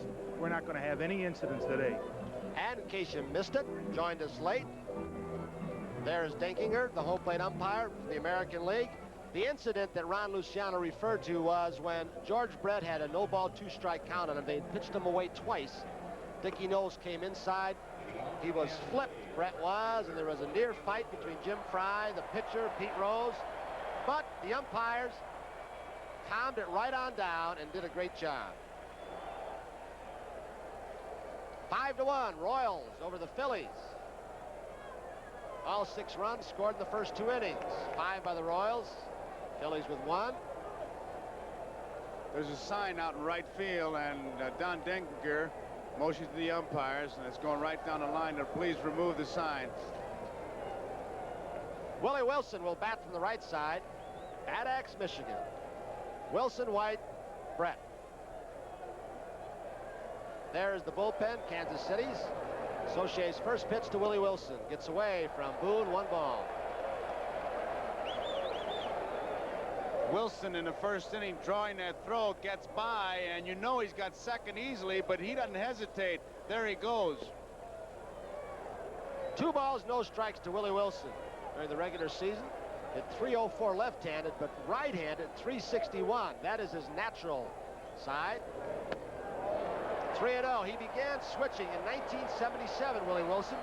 John Sullivan, now a coach for the Brewers, made him a switch hitter. Then Chuck Hiller, who was a coach under Herzog, now a Mets manager, refined it and taught him how to do it. So he's out, and look out. 5-1, the Royals over the Phillies.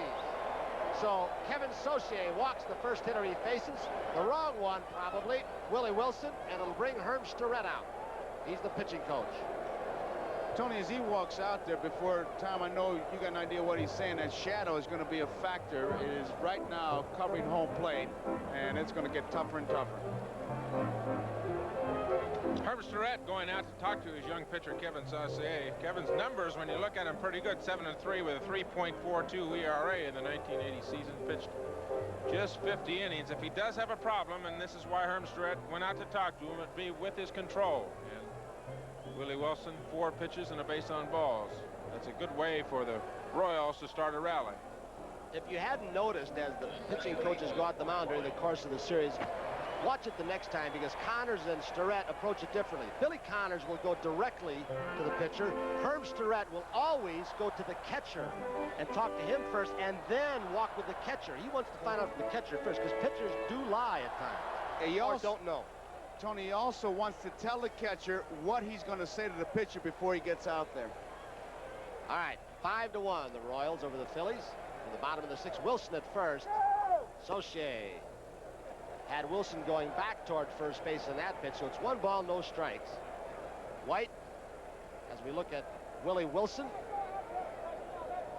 he was 2nd in the league in stolen bases with 79. Ricky Henderson of the A's, an amazing 100. Not a big lead in this 1-0 count. Fly ball, short right field. McBride. Boy, he had some trouble with the wind there. The wind is blowing out pretty strongly when that ball gets up high as that one did toward right field. 1 out.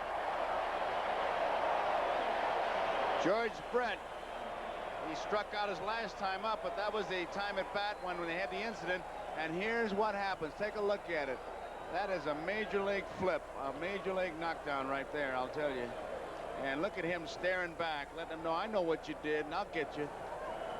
He goes up the middle a little bit more as Saucier throws over to Wilson, a little bit more up the middle in the left field, and does not try and pull the ball as much against left-handed pitching. But there are situations when he's ahead on left-handers, he will look inside and can pull the ball.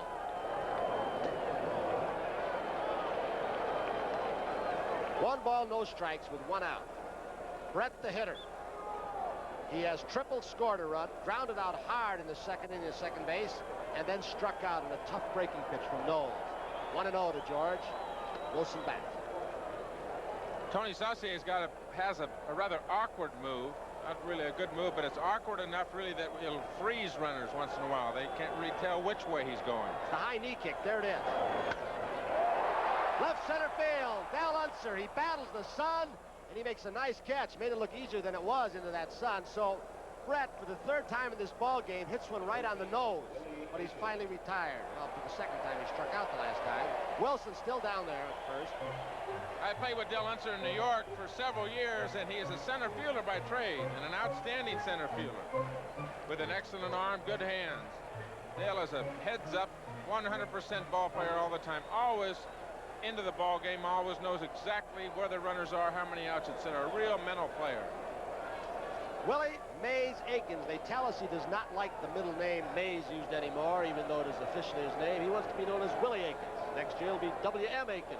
If he keeps on going like this, they won't know how to put his name in the record book. He has 2 home runs today. 1 ball, no strike on Aikens. The other time up in the 4th, he struck out. His second home run was really a blast deep into the bullpen in right field. Wilson, not with a big lead, back in time. 2 outs. 1 ball, no strikes. The count on Aikens. Wilson at first. Royals lead 5-1. We're at the bottom of the 6th.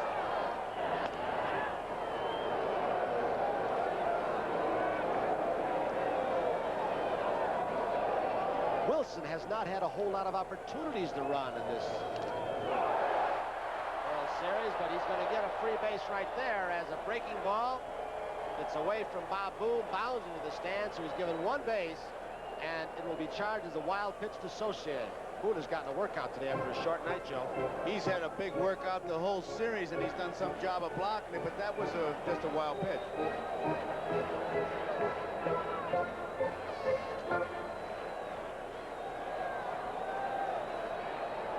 Bob Boone. Wilson has 2 stolen bases in this series, but he hasn't been on base that much with all the strikeouts. 3-0 to Aikens. First base open, but you've got McRae, a right-handed hitter, up, and he's got a couple of doubles that he made himself by hustling from home to second base. 3-0, 2 outs.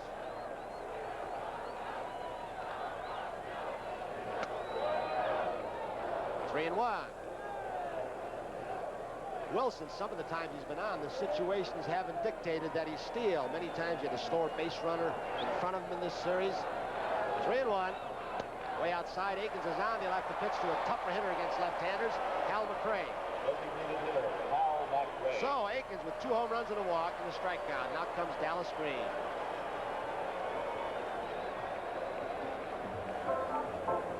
They've had some activity in that bullpen in Dallas. When he comes out, that usually means he's going to make a pitching change. He is going to make it.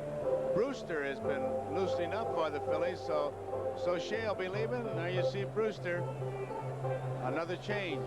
Well, we're at the bottom of the 6th with the score Royals 5, Phillies 1. Brewster in Japanese, but we have broadcasters from literally all over the world here, and that is a Japanese broadcasting team. As Brewster comes in with their notes, Corey Leibel on our handheld camera into that area. It is amazing where this ball game is going. Game number 4 of the World Series, as did the first 3. 215 television stations in the States. Additional U.S. pickups, American Armed Forces Radio and Television Service, live satellite television feed. Goes all over the world. West Germany, Italy, Spain, Korea, Philippines, Panama Fields. Feeds, we could go on and on. Canada, of course, friends up there, Bermuda, Dominican Republic, most Latin American countries, Taiwan. It is amazing where this place goes. The Netherlands, Antilles, would you imagine would have gone there? And I didn't name them all. I'm thinking of the times that they're watching the games, because tomorrow's game, for example, starts 4:30 Eastern time, and I just wonder where they hear it in those areas. Warren Brewster, the 4th pitcher. Christensen started, Knowles, Saucier, and now Brewster with 2 men on for Kansas City and 2 outs. Could you read that scouting report on Brewster in Japanese? Just the first line, where it said 6 feet 2 inches tall and 185 pounds. 1 ball, no strikes with 2 outs. The Royals lead 5-1. We're in the bottom of the 6th. Chopper rolls with a nice backhand, will go to second base. He is so alert.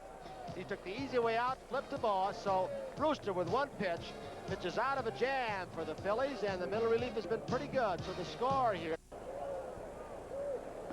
There's a delay in right field. That sign, they just are kind of anxious to get that sign on. They keep putting it down, and they keep asking them to take it off.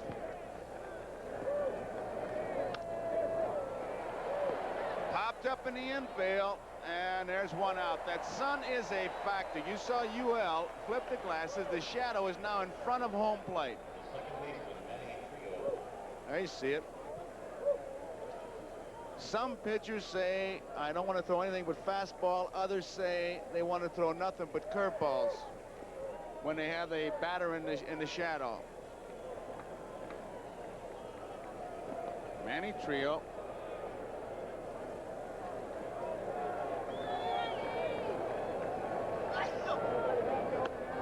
It's a strike.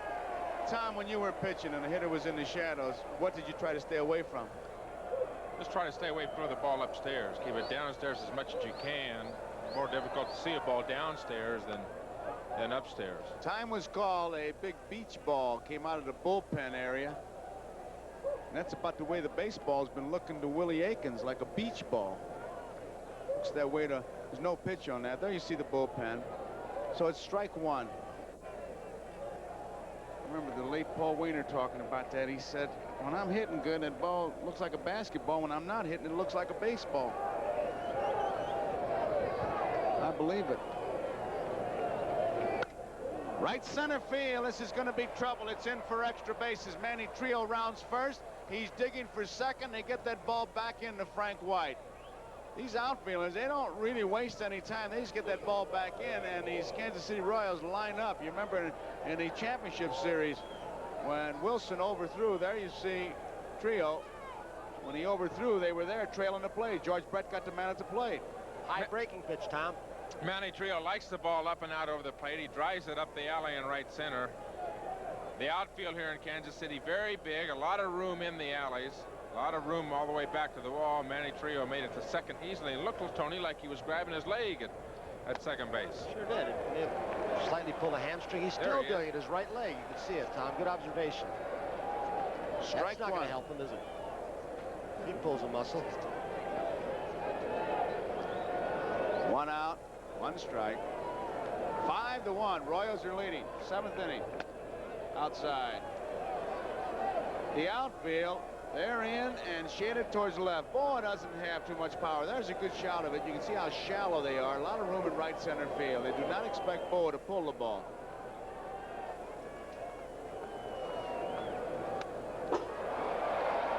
One ball, two strikes. Quisenberry in the bullpen for Kansas City. Tom, I don't think after the first game performance of Leonard, he should be tired going into this late part of the ball games. But any team you pitch against who's got the comeback potential of the Phillies, I mean, you got to throw every pitch with something on it. It means a lot. He's thrown a lot of fastballs too, Tony. He's only thrown 75 pitches so far. We're in the 7th inning, which is a terrific number for 7 innings. Down the left field line, it is a fair ball. Wilson, playing shallow, was able to keep Trio at third. There's a ball hit 4 feet, maybe not that far inside the line, but they had him played perfectly. And sometimes the scouting reports are laughed at, but there was a pretty good example of playing a man a certain way, pitching him that way, and getting it done. Perfect example of that, Joe, no question about it. The book on Larry Boa, pitch him away, play him away, and there's Willie Wilson right by the left field line. Holds Boa at a single and holds Trio at third base.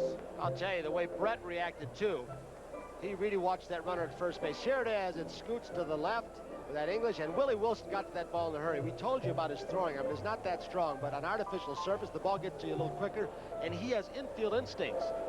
He's off, and that speed makes up for a lot because he gets to the ball a little bit quicker. Billy Connors leaves.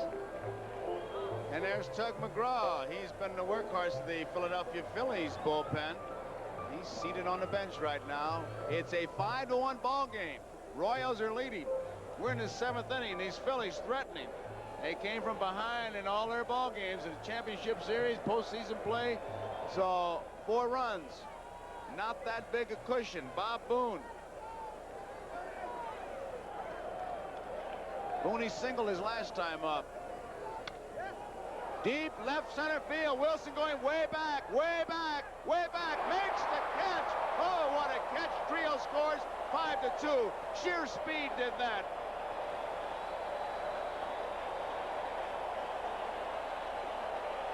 Another great World Series catch. They'll be playing that back-to-back to Willie Mays. His catch off Vic Wirtz. He simply outran that ball. He excites you on the bases, at the bat, and he just did it in the field. When you figure where he was playing Boone, very shallow. Look where he started from and how far he had to go. He's battling the sun, a crosswind, and if that did not remind you of Mays' catch off Vic Wirtz, nothing will. His speed is outstanding, Tom. He looks absolutely like a split end here, Tony, and he was recruited for a football from some in New Jersey, and they said he was the best running back in his class east of the Rocky Mountains, and that's why the University of Southern California wanted him. He was a tremendous prospect for football. Here's Lonnie Smith. There goes Bo again. Here's the throw. They'll not get him. They're trailing by 3, but Bo, who started the fire, takes off again, and he's got a stolen base. It's a 5-2 ball game. These Phillies.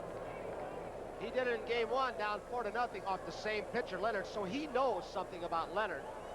Don't know if he's been able to pass it along to his teammates, but he knows something, a move that he's got. He's picked something up because he's doing it with such confidence. 3 runs down and 4 runs down in game 1. He is 3 for 3 as far as stolen bases in the series.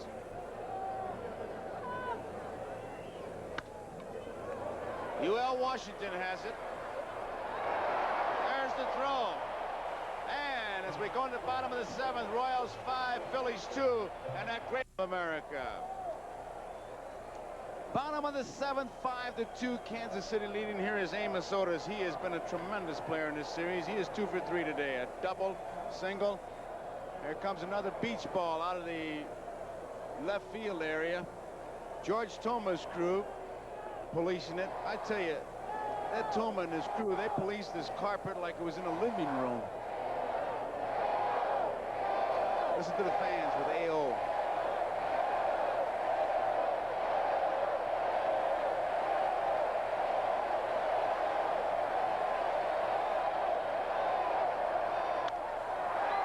Right center field should be no problem for Maddox. 1 out. And Merle Harmon is down with manager Bill Verdon, who thought he might be here. Let's go down to Merle. All right, Joe, and a week ago today, Bill, you were involved in one of the most bizarre games probably in baseball history. A triple play that wasn't. Was the ball caught or not? Now, as you sit here and watch this game, are you thinking, hey, my team should be out there? Well, I think the club that deserved to be out there is out there. They come back. They wouldn't be beaten. We played a good series, but they won the ball game. All right, now what's the key to who's going to win this thing? Well, I think right now it's probably pretty even up. Take your pick. I got to root for Philadelphia. I know a little bit more about Philadelphia than I do Kansas City. Some of these pitchers from Kansas City club I haven't seen before, so I really intelligently can't pick a club, but I will root for Philadelphia. All right, Bill, thank you very much. 1 out, back to the booth. Okay, Merle, thank you, Bill Verdon. Isn't he something? Lose a tough series like that and say the team that deserved to win is out there. Nobody likes losing, but somebody has to lose. And those Houston players should be very proud. It is line foul down the third base line. 2 outs. Joe, the way the extra base hits were flying around here in the ball game, if you weren't keeping score, you would almost think that Kansas City's got about an 8-run lead. And it's really something. It's only 5-2. Phillies have not been blown out at all. There is Ewing Kauffman, the owner, the late Ernie Mel and Earl Smith, who went to Ewing Kauffman and said, hey, we need a ball club in Kansas City. You got the money, let's open up the wallet. He did, and he is living a whole new life. He's enjoying it. They pioneered a great organization here, Mr. Kauffman, the Royal Lancers. 3 balls and 1 strike. Brewster, Warren Brewster. 5-2. He has one. Excuse me, Joe. He has one of the most expressive face I've ever seen in a pitcher with that jaw. Walked in. Porter is on, and it brings brings up UL Washington.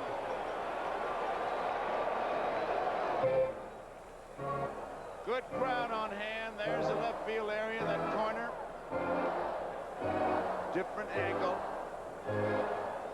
Look at the shadows. There's a good pictures of the factor that the shadows are here. They have really been creeping out and out and out.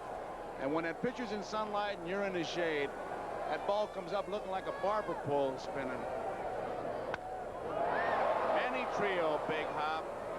In time, so that ends the 7th inning. We complete 7 innings of baseball here, and it's the Kansas City Royals 5, the Philadelphia Phillies 2. And for the Phillies on their way to tying this series at 2 games apiece tomorrow, Gura against Bystrom. Left center field, it'll be extra bases. Willie Wilson slipped as the ball was hit, and Pete Rose has himself a double.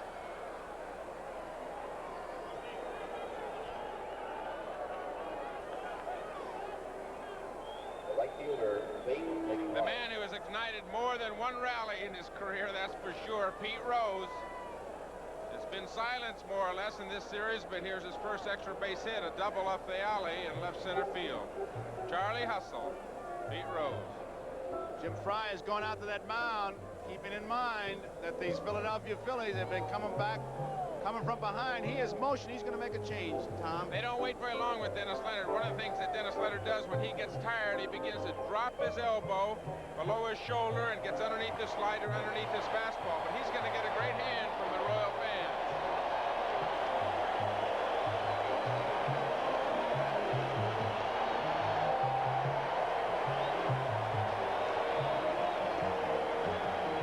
So Dennis Leonard leaves. He gave him 7 tough innings, and he leaves with a man on second to score 5-2. Quisenberry coming in. Leonard, and as you look at your husband down in the dugout right now, what are your thoughts? I'm sure he's very happy with the results of the game. I mean, it's not over yet, but I think he's pitched a real good game, and I'm sure he's real happy. Okay, you were in Philadelphia, right? I sure was. What happened after that ball game? Did you discuss it? Dennis doesn't like to discuss the games. He never takes the games home. I take them home. That's probably why he doesn't take them home. He came back from the game. We had a lot of family there. He was real relaxed, and can't look back at the past. And we sat down and we had a couple of drinks and just relaxed and laughed it off. And we said we're going to go get him today. Okay, Audrey, thank you so much. Now back to Joe. Quisenberry against Bake McBride. Thank you, Merle. Audrey Leonard. There's a strike. He's the big man out of the bullpen for these Royals, and these fans react. McBride, who doubled his last time up.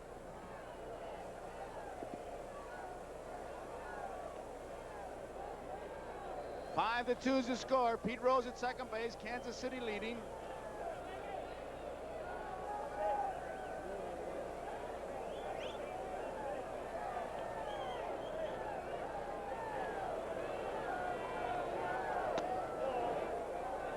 One ball, one strike. Kansas City bullpen busy. There's Ken Brett.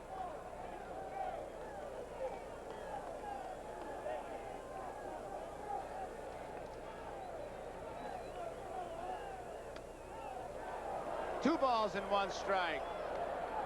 5-2. Keep in mind, if McBride gets on, the tying run will be in the batter's box, and that's Mike Schmidt, the on-deck batter. Mrs. Leonard said, Audrey Leonard, the game is not over. How well you've been watching. Bouncing ball foul. Ruben Amaro, I didn't see him do that. About 10, 15 years I watched him.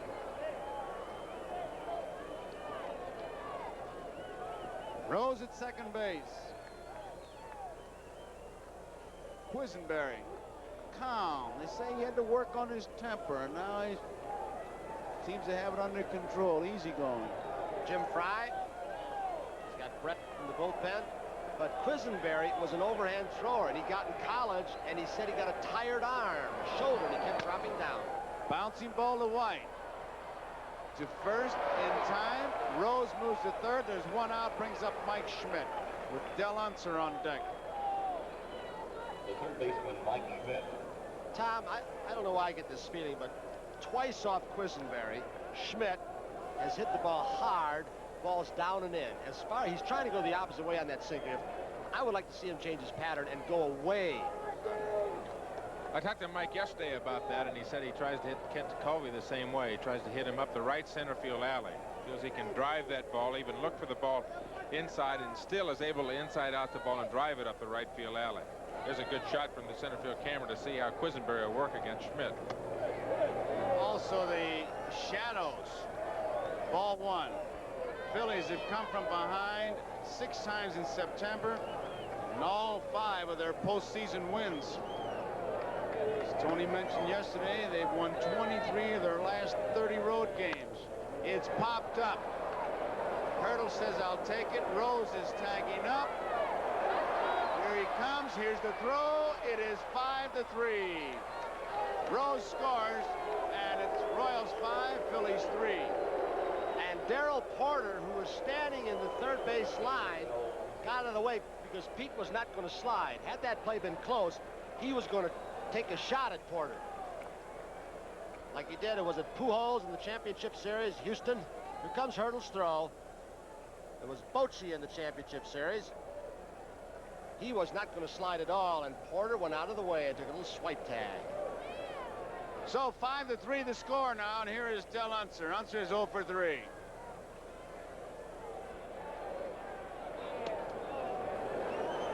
Low. It was Unser who got the big base hit off Quisenberry, hit it into left center field, went the opposite way.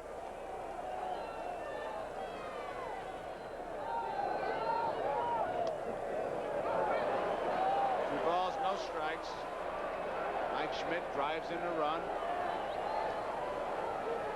Unser's a much better hitter, Joe, when he goes with the ball, tries to hit the ball up that left center field alley. When he tries to pull the ball, as he did earlier in the game today, he let the fly balls to right field. That's not the way Del hits. Base hit to right field. Hit it hard. So he's on, and the tying run is at the plate, Gary Maddox.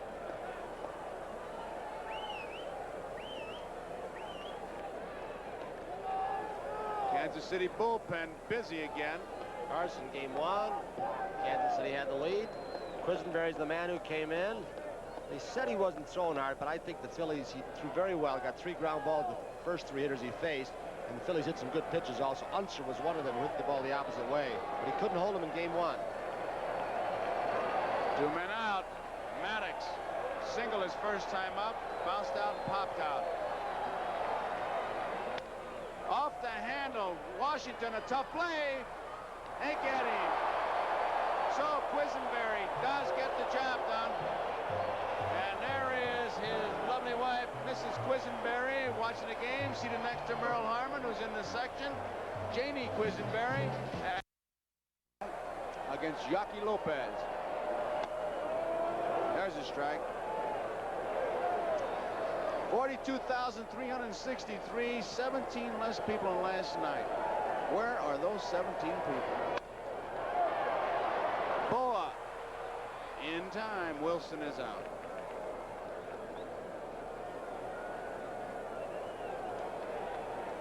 A lot of talk today around the batting cage, or some talk was about Boa and that ball that was smashed at him last night.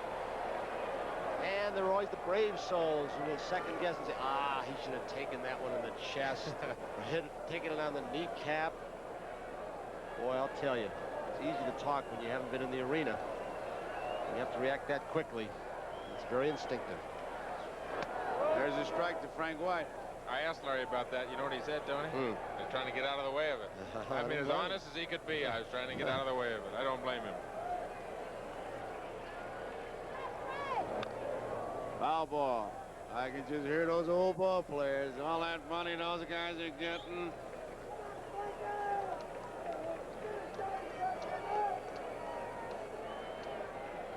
Two strikes. The count on White.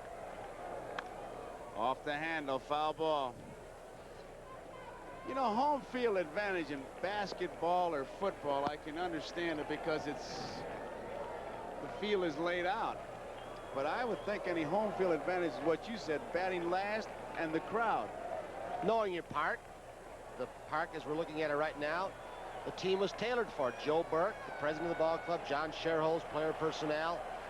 They wanted speed to cover the alleys and take advantage of artificial surface, base stealing and base speed. There he is, the franchise on deck, George Brett. Didn't mean to swing, right to Trio. 2 up, 2 down. George Brett has hit the ball hard 3 times, has 1 base hit.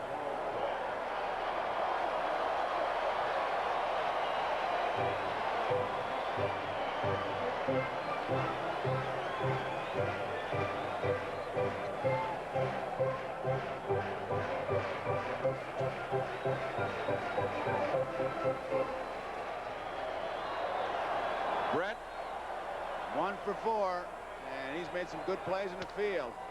Trio to his right, beautiful play, the throw in time. What a play by Manny Trio. He took a cinch base hit away from Brett.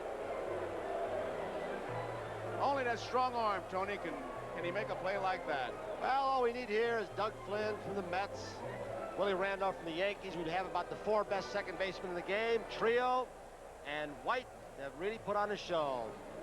So, rather have the last 3 guys in the lineup up against you in the 9th inning, but they have been very productive in this World Series. Trio, Boa, and Boone. Been on base 5 times today, and a couple runs scored and sacrifice fly. Trio scored twice. He was safe on a forceful play. Went to second on an error. He doubled and scored in the 7th. Boa an RBI. 1 hop to Brett. 1 out.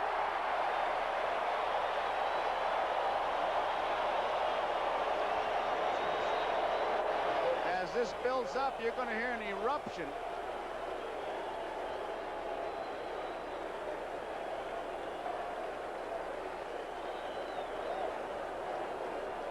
Boa singled and drove in a run in the 2nd. He flied to right in the 5th. He singled and stole a base in the 7th. Brett moving in at 3rd.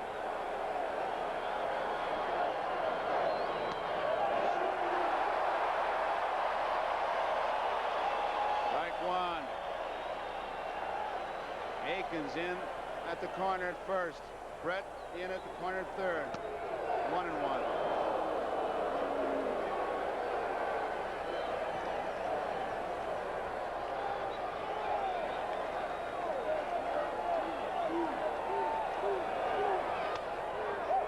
Play. 1 ball, 2 strikes, 1 out. Nobody on. Kansas City 5, Phillies 3.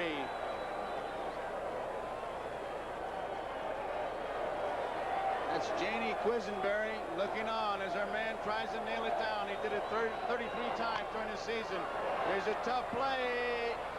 Foul.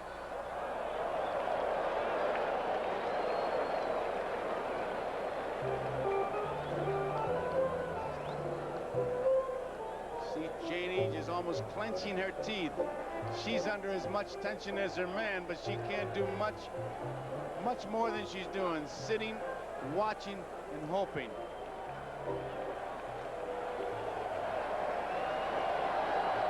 And laughing. Nervously. Foul ball. The wife. Mostly in the background, playing wife and mother during the day hours, coming out the ballpark and having to be Miss Glamorous baseball wife. Super ladies. White. 2 outs.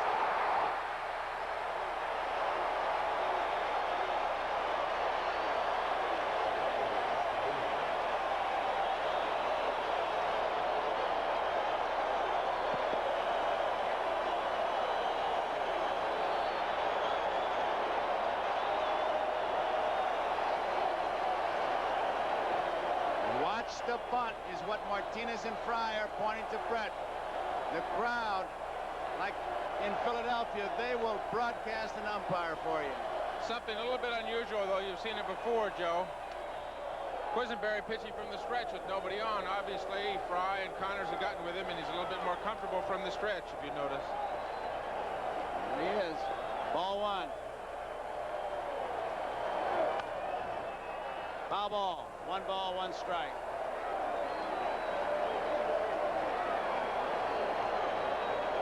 Dallas Green.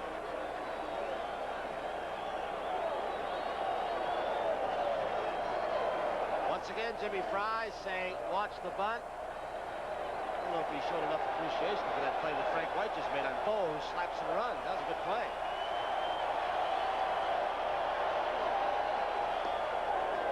Two balls and a strike. Most of the crowd standing. Kansas City wins this game. This World Series is tied at 2 apiece. Gura for Kansas City, Bystrom for the Phillies tomorrow. Inside, 3 balls and 1 strike.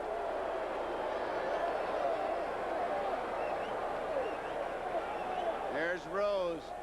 Says it all for the Philadelphia side.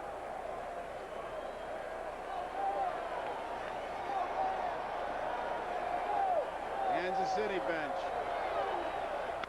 Bouncing ball. You'll hear it.